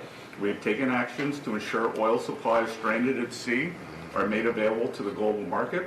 Meanwhile, President Trump has paused bombing Iran's biggest energy plants for 10 days because he says talks to end the war are going well. Matt Rivers is in Doha, Qatar. The president has said that Iran has let 10 oil tankers through the Strait of Hormuz, a sign, he says, that negotiations are proceeding well. But just this morning, the Revolutionary Guard reiterating that the Strait of Hormuz remains closed. They said they blocked 3 more tankers just this morning from transiting. House Speaker Mike Johnson this morning did not reveal any plans to bring a House vote on the Department of Homeland Security funding bill passed by the Senate overnight. The bill restores funding for TSA, the Coast Guard, and other agencies, but excludes immigration enforcement. This morning, Speaker Johnson said he'll hold meetings with Republicans on the bill. He blamed Democrats for the shutdown. They do not care how much pain they inflict on the American people. This has gone on for 42 days, second longest shutdown in U.S. history, only outdone by their last record in the fall. Meanwhile, at the airports. This is Jim Ryan. As TSA agents wait to get paid, airline passengers wait in line to get through security. The old advice about arriving at the airport early works to a degree. I've seen it on social media how bad it was, and I thought that was kind of being blown out of proportion. Leah Redfern made it to New York's LaGuardia Airport at 3 o'clock in the morning. Now that I've seen it, it's pretty bad. TSA agents are getting help from fellow Homeland Security employees from ICE. Those officers are getting paid because they're considered essential personnel. Meanwhile, Democrats on the House Oversight Committee want to talk to private investigators who they say were hired to remove sensitive materials from Jeffrey Epstein's home right before police raided his property. We get more on that from ABC's Aaron Katursky. On the day of the police search, video taken by Palm Beach detectives shows monitors, keyboards, and printers, but the computer's missing. An inventory list shows the private investigators had already removed 3 computers, a list of Florida masseuses, nude photos, sex manuals, and 29 telephone directories believed to hold Epstein's contacts of the rich and powerful. That's the latest news. Weather's next. I'm Ken Weaver, WTN News.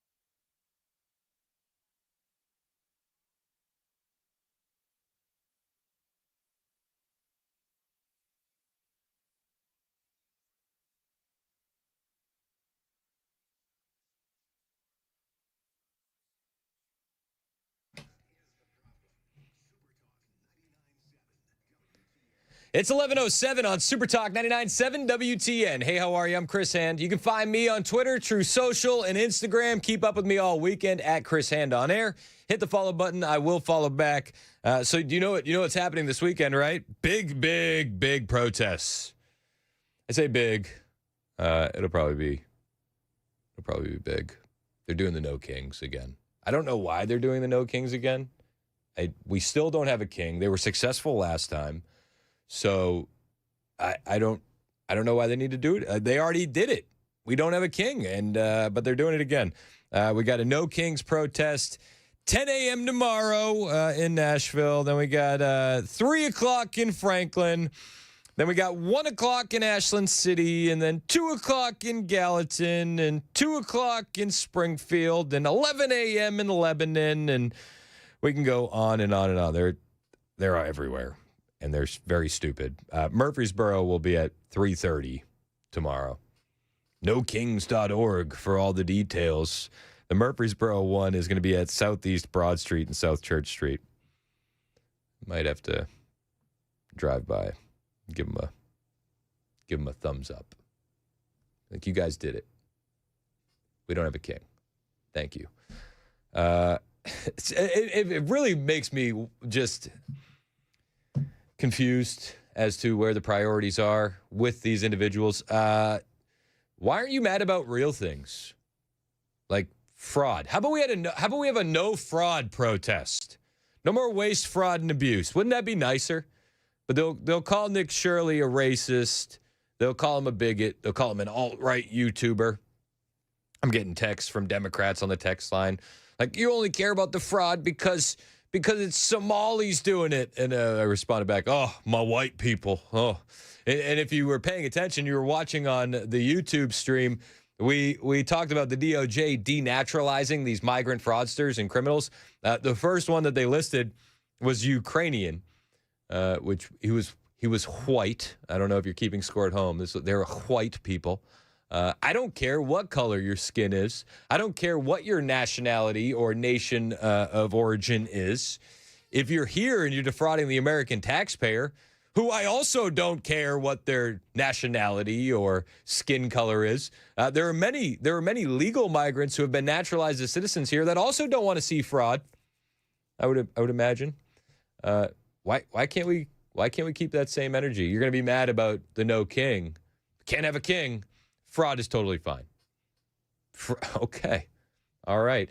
And there's massive fraud. The J.D. Vance-led task force is already getting to work, and I'm grateful for that. They have already suspended 70 California hospice and home health providers days after it was created by President Trump. This is a massive big deal, and there's a lot of Medicaid fraud in California as well. There's a whistleblower that has come forward, and James Comer is going after Gavin Newsom for attacking Nick Shirley instead of attacking the fraudsters. Hospice, this is, in our deepest time of need for families and patients on their deathbed. And you're talking about $3.5 billion of fraud in one county in California, where there are clearly hundreds of people registered to one address that are billing for thousands of people on hospice. It's not possible. It's not possible to have that many patients. It's not possible to have that big of a claim in one county. This has been ongoing for several years. Yet Gavin Newsom did nothing about it, and he retaliates against a reporter for bringing this to light. There's nothing that young man said that isn't true. 100% of what he said is true. And we saw the same thing in Minnesota with Governor Tim Walz. He retaliated against those state employees that were the first to blow the whistle on that. So this is not going to go away for Democrats. This is a huge issue for the American taxpayer, and we're going to keep pressing forward and trying to identify the fraud and hopefully do something about it. Yeah, I'm here for it. We do need to see these fraudsters held accountable. Anybody that's stealing American taxpayer dollars needs to be fitted for some nice silver bracelets. Now, James Comer mentioned the whistleblowers, and when the whistleblowers came forward in Minnesota, they said, oh, gee whiz, it'd be a shame if somebody called you racist. It'd be a shame if people thought you were a bigot. and they used those threats to silence them, and then they shut them out of the offices and would move them to different offices where they weren't able to look into the fraud anymore. It hasn't deterred any whistleblowers. In fact, I think it's emboldened them a little bit. I think more people want to come forward now more than ever. He said yesterday that he has credible whistleblowers coming to him from California. So it's not just Minnesota where the whistleblowers are making noise. They're also stepping up in California. God bless them. On the work that the House Oversight Committee has been doing recently, I want to remind everyone our mission on the Oversight Committee is to identify waste, fraud, abuse, and mismanagement in the federal government. We've been going state by state and focusing on identifying massive fraud in the federal welfare programs administered by poorly run states. We began in Minnesota. We worked with 9 whistleblowers. These whistleblowers were career state employees who came forward, and I hope that whistleblowers in other states saw how we treated the whistleblowers, we protected the whistleblowers. We sat down with the whistleblowers, we interviewed them, did transcribed interviews, took their testimony to produce a report to build our case to help with the Department of Justice ongoing investigation in Minnesota on the welfare fraud. We now have whistleblowers coming forward in California. If these states were going to take the fraud serious, they'd be working with the federal government. If Gavin Newsom wanted to root out fraud, if Tim Walz wanted to root out fraud, they would be working with the federal government. But they're not. Do you know what it looks like when you're working with the federal government? It looks like what we're seeing in Florida. Dr. Oz broke it down. Governor DeSantis is actually stepping up. There is fraud. Again, there's fraud in every state. It's not just a blue state, red state, although in the blue states, it's a bit more exacerbated and individuals are looking the other way. But in Florida, when fraud was discovered, Governor DeSantis decided to work with the federal administration, the federal government immediately. Dr. Oz broke it all down. Let me be blunt. What we're seeing in parts of South Florida isn't just suspicious, it's outrageous. The number of questionable durable medical equipment suppliers, folks that send you canes or wheelchairs, is exploded, especially here in Palm Beach and adjacent Miami-Dade County. In some neighborhoods, now listen carefully, there are twice as many suppliers as McDonald's. That's not a coincidence. That's a red flag. As it turns out, transnational criminal organizations are involved. So we acted. CMS put a nationwide freeze, it's called a moratorium, on enrolling new DME suppliers in Medicare. That's the insurer for older Americans. We're cutting off the pipeline. And Florida is not hesitating either. This week, the state stepped up with a plan to go on the offense, requesting its own moratorium for Medicaid. That's the program that safeguards our most vulnerable. They want to slow down durable medical equipment suppliers, too. That's how you respond when the system is being gamed. Governor DeSantis and his team are putting real teeth behind enforcement. They're tightening oversight, going after bad actors. They're making it clear that the free ride is over. And we're working side by side to make sure the safeguards are strong, not just on paper, but in practice. Because here's the truth. You don't beat fraud with talk. You beat it with coordination, with transparency, and with the courage to act. And when states and the federal government lock arms like this, we don't just slow fraud down, we shut it away. And we could do this in California. We could do this in Minnesota. We could do this in Illinois and New York and Massachusetts and Maine. We could do this everywhere if they were willing to cooperate. But like Nick Shirley said during his speech at CPAC, these non-controversial issues have become very controversial. Why? I don't know. It's just orange man bad. It's Trump derangement syndrome. That's the only reason I can come down with. But it's the only thing that would make any sense. Why wouldn't you want to save the taxpayer dollars? Again, the other reason is probably because you want the illegal aliens to stay in your state and keep voting. That's probably part of it as well. But this issue isn't going to go away on its own. The Democrats can hope and pray that it does, but it's not going anywhere. It's just not. RFK Jr. was talking about fraud, and the California hospice fraud has been under absolute scrutiny. But he was talking about what he found out that the Biden administration was doing at HHS to not enforce against fraud. And you'd be surprised, but it's like, you're not really, because it was the Biden administration after all. I'm not a partisan person, but one of the things that I found out from people in my agency was they were ordered by the Biden White House not to do program integrity. In other words, not to enforce against fraud. And they said they were told, we want to focus on only enrollment and getting more and more people into the system. We just want more people in the system. We don't want less people in the system. Fraudsters can stay. That's fine. That's fine. Senator Ashley Moody is demanding the passage of her legislation that would surge Medicaid fraudster prosecutions at the state level. This is something that needs to get done ASAP. The Stop Fraud in Medicaid Act actually gives state attorneys general the power now to pursue and prosecute not just providers, but the recipients who are actually committing fraud and looking to cheat all of us taxpayers.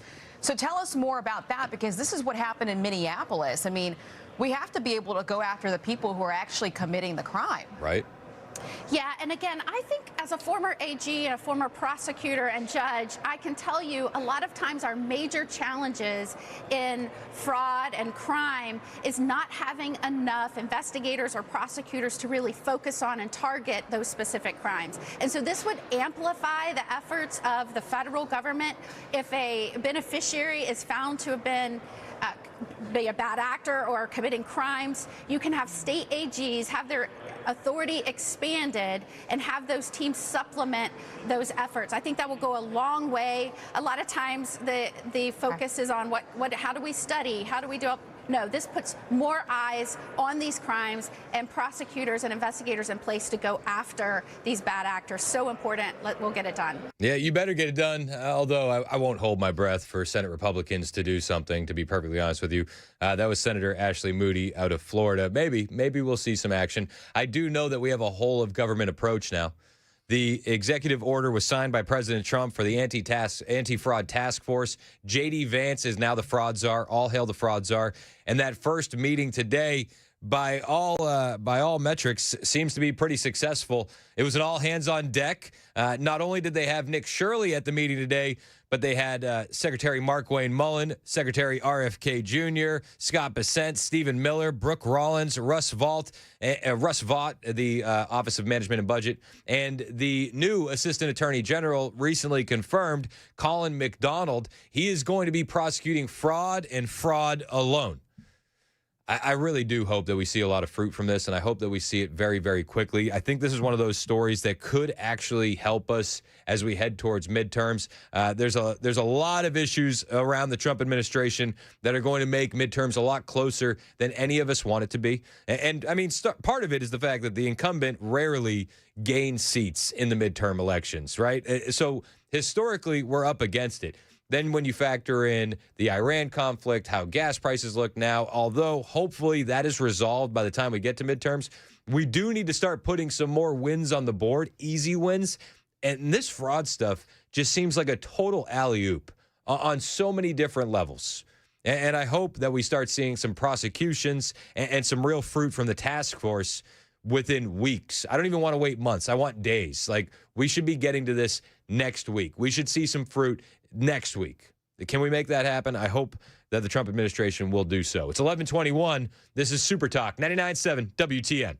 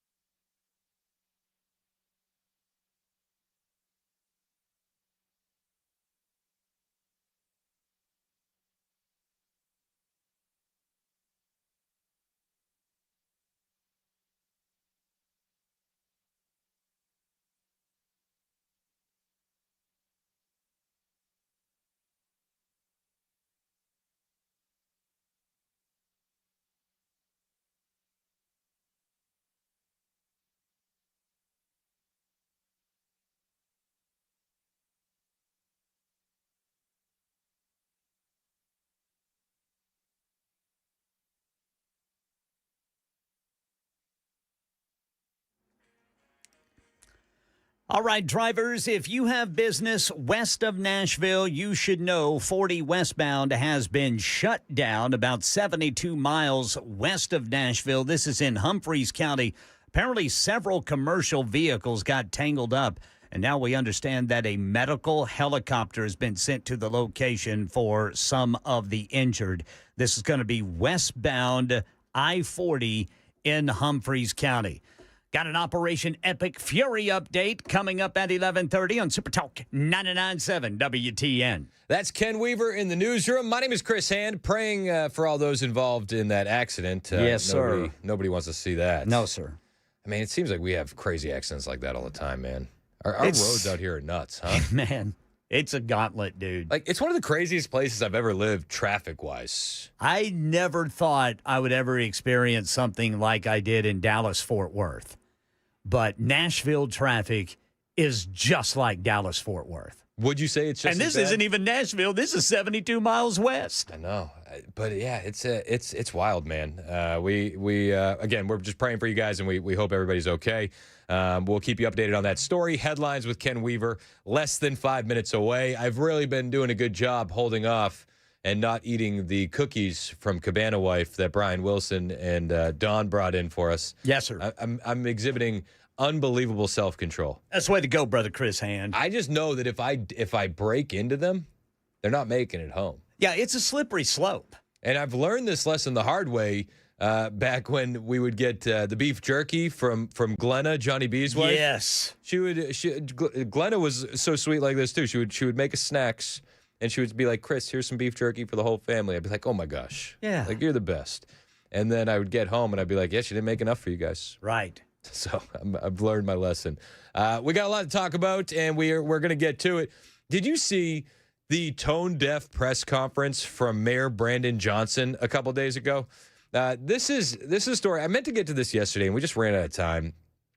But Mayor Brandon Johnson, days after an illegal alien is allowed to flourish in your communities because of your policies, shoots a young woman, Sheridan Gorman, in Chicago, Mayor Brandon Johnson announces the Abolish ICE snowplow. Yep, you heard me right. If you're watching us on Super Talk TV, you're going to see Mayor Brandon Johnson at a podium and this massive snowplow pulling up behind him that says, Abolish ICE. Now, I understand that they probably had this planned for a while, but talk about the tone deafness of it. You just had a major murder in your city by an illegal alien that shouldn't have been there in the first place, killing a Loyola College student. She shouldn't have died. This shouldn't have happened to her, Sheridan Gorman. And the mayor won't apologize to the family because of the policies that allowed this to happen. But the mayor at the same time will gladly have a press conference to brag about their new Abolish ICE snowplow. What the mayor should be doing is working with ICE so that way tragedies like these never happen again. But the mayor doesn't seem to care at all. And to all of the residents who participated in our snowplow naming contest, keep speaking up in every way and any way that you can. I look forward to meeting with the Chicagoans who submitted the winning names, and I look forward to seeing our city's pride, our spirit, and even, yes, our humor represent us again next year. And so with that, take a moment to, I guess, take in all that you all have been waiting for. Oh, it's so stunning and so brave. Abolish ICE as unarmed women are being killed in our city by illegal aliens. Great mayor you got there, Chicago. Great mayor. Don't worry, though. He said this tragedy won't deter us. This is Mayor Brandon Johnson again. Same press conference. Did you reconsider rescheduling this event given the murder of Sheridan Gorman by an undocumented immigrant? Well, look, as I've said before, my condolences to the family of Sheridan. This is a terrible tragedy. And what I've said from the very beginning, I'm going to continue to use every single tool that's available to me to protect the residents of the city of Chicago. And this tragedy is not going to deter us from our work. Oh, okay. So you use every tool that's available. unless those tools come from the federal government and could actually keep your residents safe. So you're not using every tool available. But don't worry, the tragedy won't deter them from demonizing the men and women who would have gotten that monster off the streets and sent him back to the country where he belonged. Got it. It's 11:30. This is Super Talk 99.7 WTN.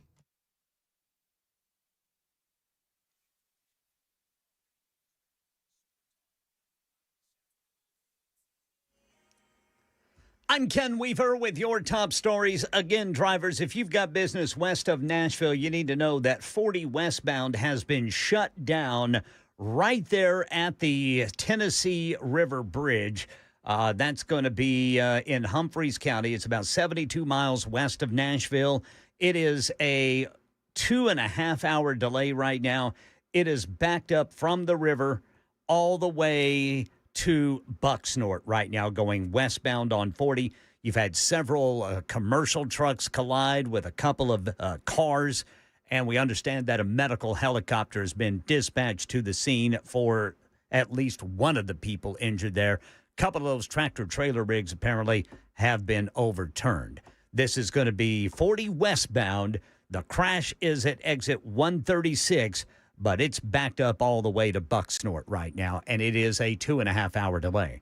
Operation Epic Fury. Sources telling ABC News Israel is racing to strike as many targets inside of Iran as it can ahead of any potential ceasefire. Here's Karen Travers at the White House. Pakistan is now this mediator going back and forth for indirect talks because Iran, of course, continues to insist there are no negotiations right now with the United States. Iran, though, has rejected that plan and pushed back with its own proposals, saying that there needs to be an end right now to the attacks and also calling for repayments, reparations for the damages they've been inflicted over the course of the last 4 weeks. Meanwhile, House Speaker Mike Johnson this morning did not reveal any plans to bring a House vote on the Department of Homeland Security funding bill passed by the Senate overnight. The bill restores funding for TSA, the Coast Guard, and other agencies, but does not have any immigration enforcement. Late yesterday, President Trump said he'll sign an executive order to pay TSA workers while the Homeland Security Department is shut down. An official says that money will come from the big, beautiful bill signed last year. That's the latest news. Weather is next. I'm Ken Weaver, WTN News.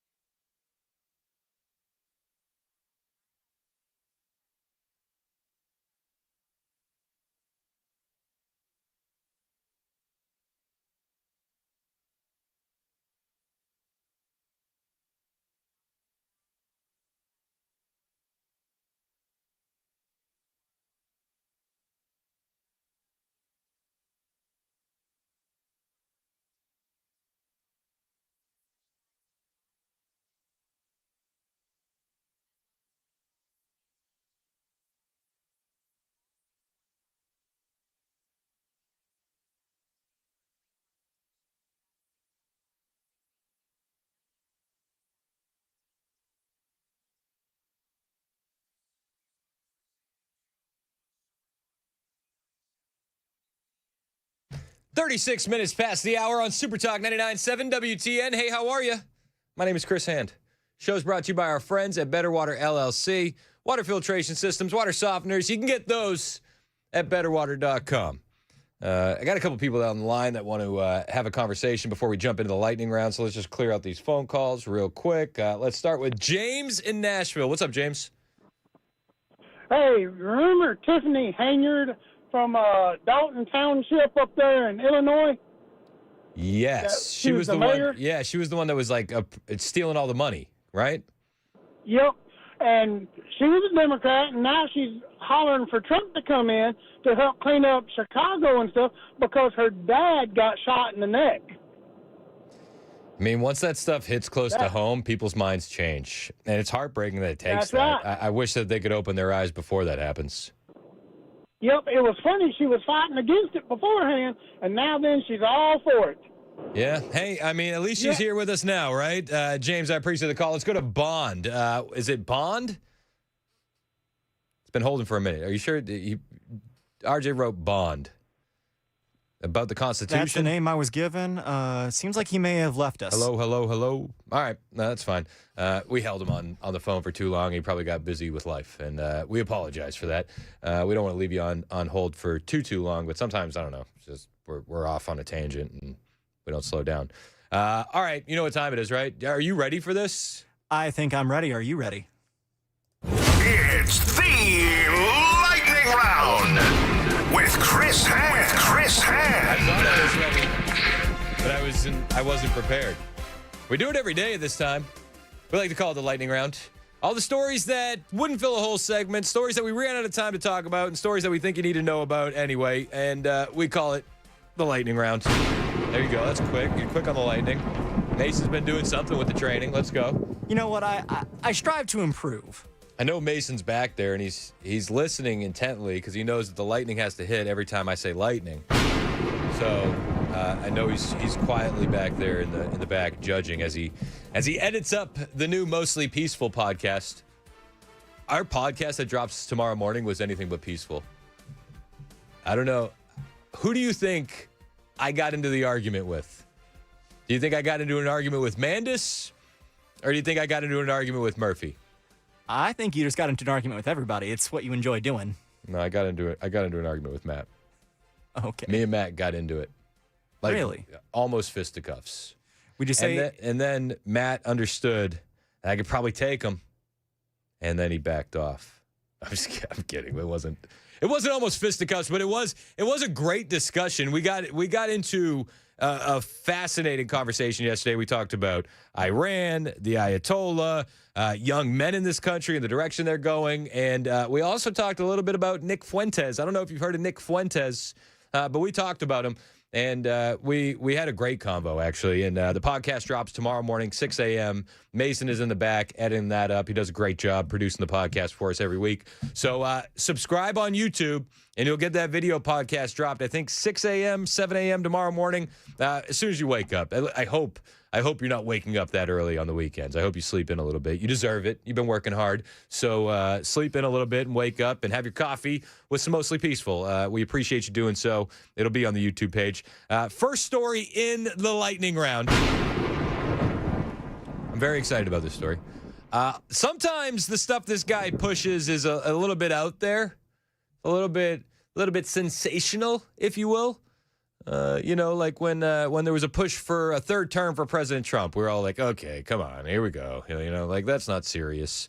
Can we do something serious? Well, he's decided to do something serious, and let's give flowers and props where they are deserved. Andy Ogles has come up with the Assimilation Act. He's demanding immediate passage of legislation to save America from third world mass migration. This is awesome. This is something that we should all get behind. It would end the chain migration scam. It would require good moral character. It would be fully merit-based. There would be no diversity lottery, and there would be much tighter vetting. Who says no to this? Well, besides everyone on the left. This is the plan, according to Fox News. He's leading a new bill that would reverse key portions of the Hart-Sellers Act. That's the 1965 Immigration Act. It would shift it away from these family sponsorships, family reunification, and back toward answering the essential question. When you come to America, not only do you want to be an American, but do you love America? Now joining me is Congressman from Tennessee, Republican Andy Ogles. Congressman, it's great to have you on the program. I've seen a lot of what you've been talking about, familiar with your proposed bill. I think it's entitled the Assimilation Act. Tell me why this has been so important to you. This is a cause that you almost single-handedly have been fighting. Why? Well, I mean, just look at our communities. And one of the things in particular, I mean, obviously we see it here at home, but we can look to Europe to see what's coming down the pipe, what's on the horizon. So you can look at London, you can look at Paris, you can look at Rome, where in Rome, roughly 70 to 80% of sex crimes are illegals. Again, when you look at Paris and you look at London, the same types of 50 to 60% of sex crimes are illegals or these migrants. And so now we've got to get serious. He's absolutely right. And I think you could argue that the time to get serious was actually, I don't know, 15, 20 years ago. But nobody was being serious. Nobody was. But we do have a legal migration problem in this country as well. It's not just illegal. And when Andy Ogles says, look to Europe to see what's your future if you don't correct it, he's absolutely right. My dad used to say this to me all the time when I was growing up, and it always stuck with me. He said, if you want to know what's coming for America, just know that we're 5 to 10 years away from what's happening in Europe. And Andy Ogles saying this, you look at what's happening in Europe, that's coming here. You can make the argument it already is. We need to fix it. So Andy Ogles has introduced the Assimilation Act. Because like you said, we've had these terrorist attacks. You had the shooting in Virginia, the shooting in Texas. You had the attempted bombing in New York. You had the car ramming in Michigan.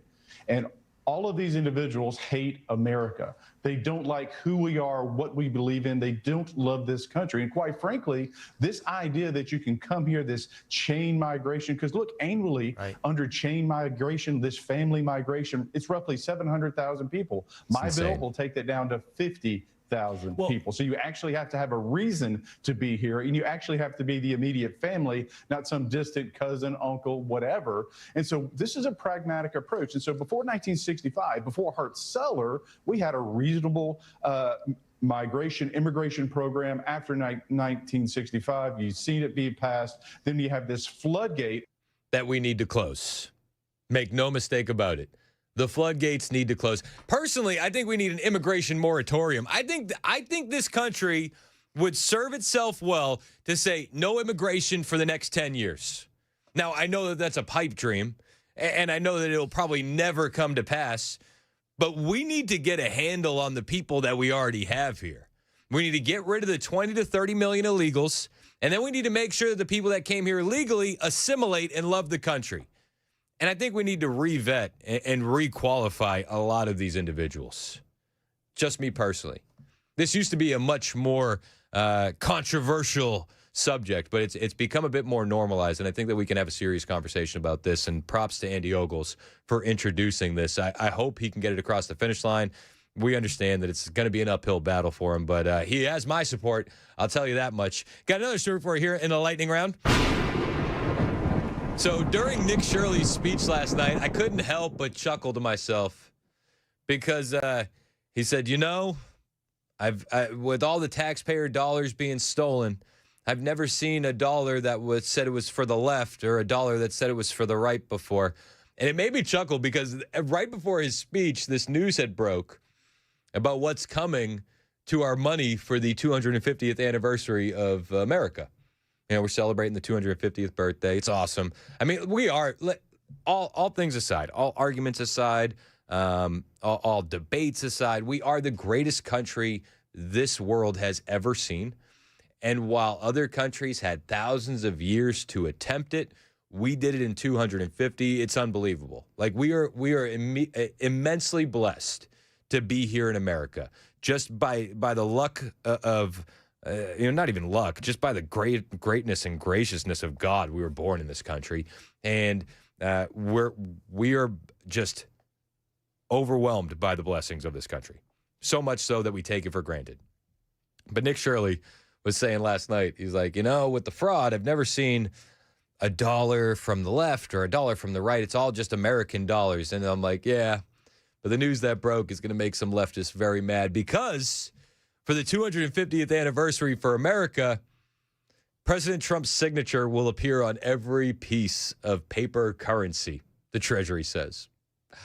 I personally love it. I think it's hilarious, and I'm going to be a huge fan, and I can't wait to get myself some Trump bucks, and I know that you're probably excited about this too. But Scott Bessent said there's no more powerful way to recognize the historic achievements of our great country and President Donald J. Trump than U.S. dollar bills bearing his name, and is only appropriate that his historic currency be issued at the semi-quincentennial. Do you think that the left will protest and burn these dollars in the streets? I hope they do. I hope they withdraw it from their bank account and burn it as a form of protest. Hilarious. I'm here for it. Got another story for you here in the lightning round. This one's insane, and I feel like we need to let her know that you're not the 51st state yet, because I think she's a little confused. Toronto has quite the mayor, Toronto, Canada. Her name is Olivia Chow, Mayor Olivia Chow, and she's got FIFA World Cup coming to Toronto. And I saw this video last night, and I thought to myself, like, what the hell is she even talking about? And then I realized, oh, she must think that they're already the 51st state, because she had a message to the evil Nazi Gestapo paramilitary force of Donald Trump, ICE, when it came to the FIFA World Cup having some games in Toronto. She warned ICE to stay out of Toronto. Mayor Chow, what do you think about ICE coming to Toronto? ICE have no place in this city. Toronto is about to welcome thousands and thousands of families because of FIFA World Cup, where everyone belongs, everyone's welcome. So stay out, ICE. We do not need you here. Ma'am, you're not the 51st state yet. ICE has no authority, no jurisdiction in your country, and they're not going to be going. They have bigger fish to fry here in America. Mayor Chow, what do you think about ICE coming to Toronto? ICE have no place in this city. She's right, because it's a Canadian city. It is not an American city. Toronto is about to welcome thousands and thousands of families because of FIFA World Cup, where everyone belongs, everyone's welcome. So stay out, ICE. Okay, so everyone's welcome. ICE is not welcome. Do you have any would you like to say that the FBI is not welcome? Do you have any thoughts on our National Guard? Is the Coast Guard also not allowed? Oh, that's beautiful. She knows they're not the 51st state yet, right? That was Mayor Olivia Chow of Toronto. Yeah. Can you imagine if that was your mayor? Like, what are you doing? You're railing against American age. Like, they're not here. They have no authority. All right. Cool. And then when they don't come, she's going to be like, see, my warning worked. Yeah, they nailed it. Yeah. They would have come if it wasn't for Mayor Olivia Chow issuing that grave warning. Yeah. This is a real person. This is not AI. She was built in a lab. She's also Chinese. I don't think she's even Canadian. I don't know. All right, I got time for one more in the lightning round. This was also at CPAC, and it was hilarious. I don't know why he was getting served, but he was. Mike Lindell, he's in the middle of a TV interview, okay? And this woman tries to come and serve him papers for a lawsuit during an interview. Again, I have no idea what the lawsuit is. Everybody wants to sue the Pillow Man. The pillows are very comfortable. I really do love my MyPillow. I love it, like it tremendously. I won't go back. Yeah, I've got 2 of them. Dude, they're awesome. They're awesome. They're good pillows. They really are. And my boys love the MyPillows. Like, it's not a meme. Like, they are the best pillows. But they were trying to serve him a lawsuit because everybody's always mad at this guy. So he's in the middle of a TV interview, and they tried to serve him a lawsuit. And he boxes her out. He's like, we're on live TV. And he won't take the papers. And I loved every minute of this. Into our country, most of them break a law within the first 3 months. Most of them, we're on TV here, please. We're on TV, please. We're on TV, please. Okay? We're on TV, please. We're on TV, please. Okay, we're on TV, please. What are you serving him with?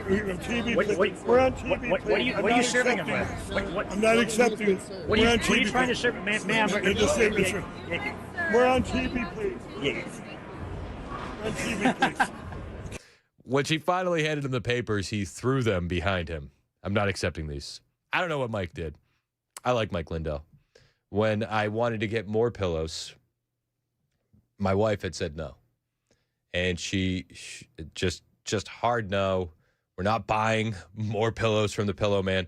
And I bumped into Mike at America Fest, and I had him send a video to my wife. And he said, Virginia, what are you doing? Let Chris get some more pillows. And that got us over the hump. And I was able to get more pillows after that. So I owe the man a debt. And I'm going to honor that and give Mike Lindell the flowers he deserves. That woman shouldn't have been interrupting the interview. Very rude behavior. Next time Sam's in here, you know Sam does that. Sam serves, Sam, the producer of the morning show with Dan Mandis. Mandis in the Morning, maybe you've heard of it. He serves lawsuits in his spare time. I wonder if he's ever tried to serve one on live TV. I'd love to get that breakdown. Maybe we'll do that Monday morning. Maybe Monday morning I'll bring this into the crisscross handoff with Dan Mandis so we can get Sam's legal expertise on this. That does it for today's edition of the Lightning Round. It is 11:53 on Super Talk 99.7 WTN.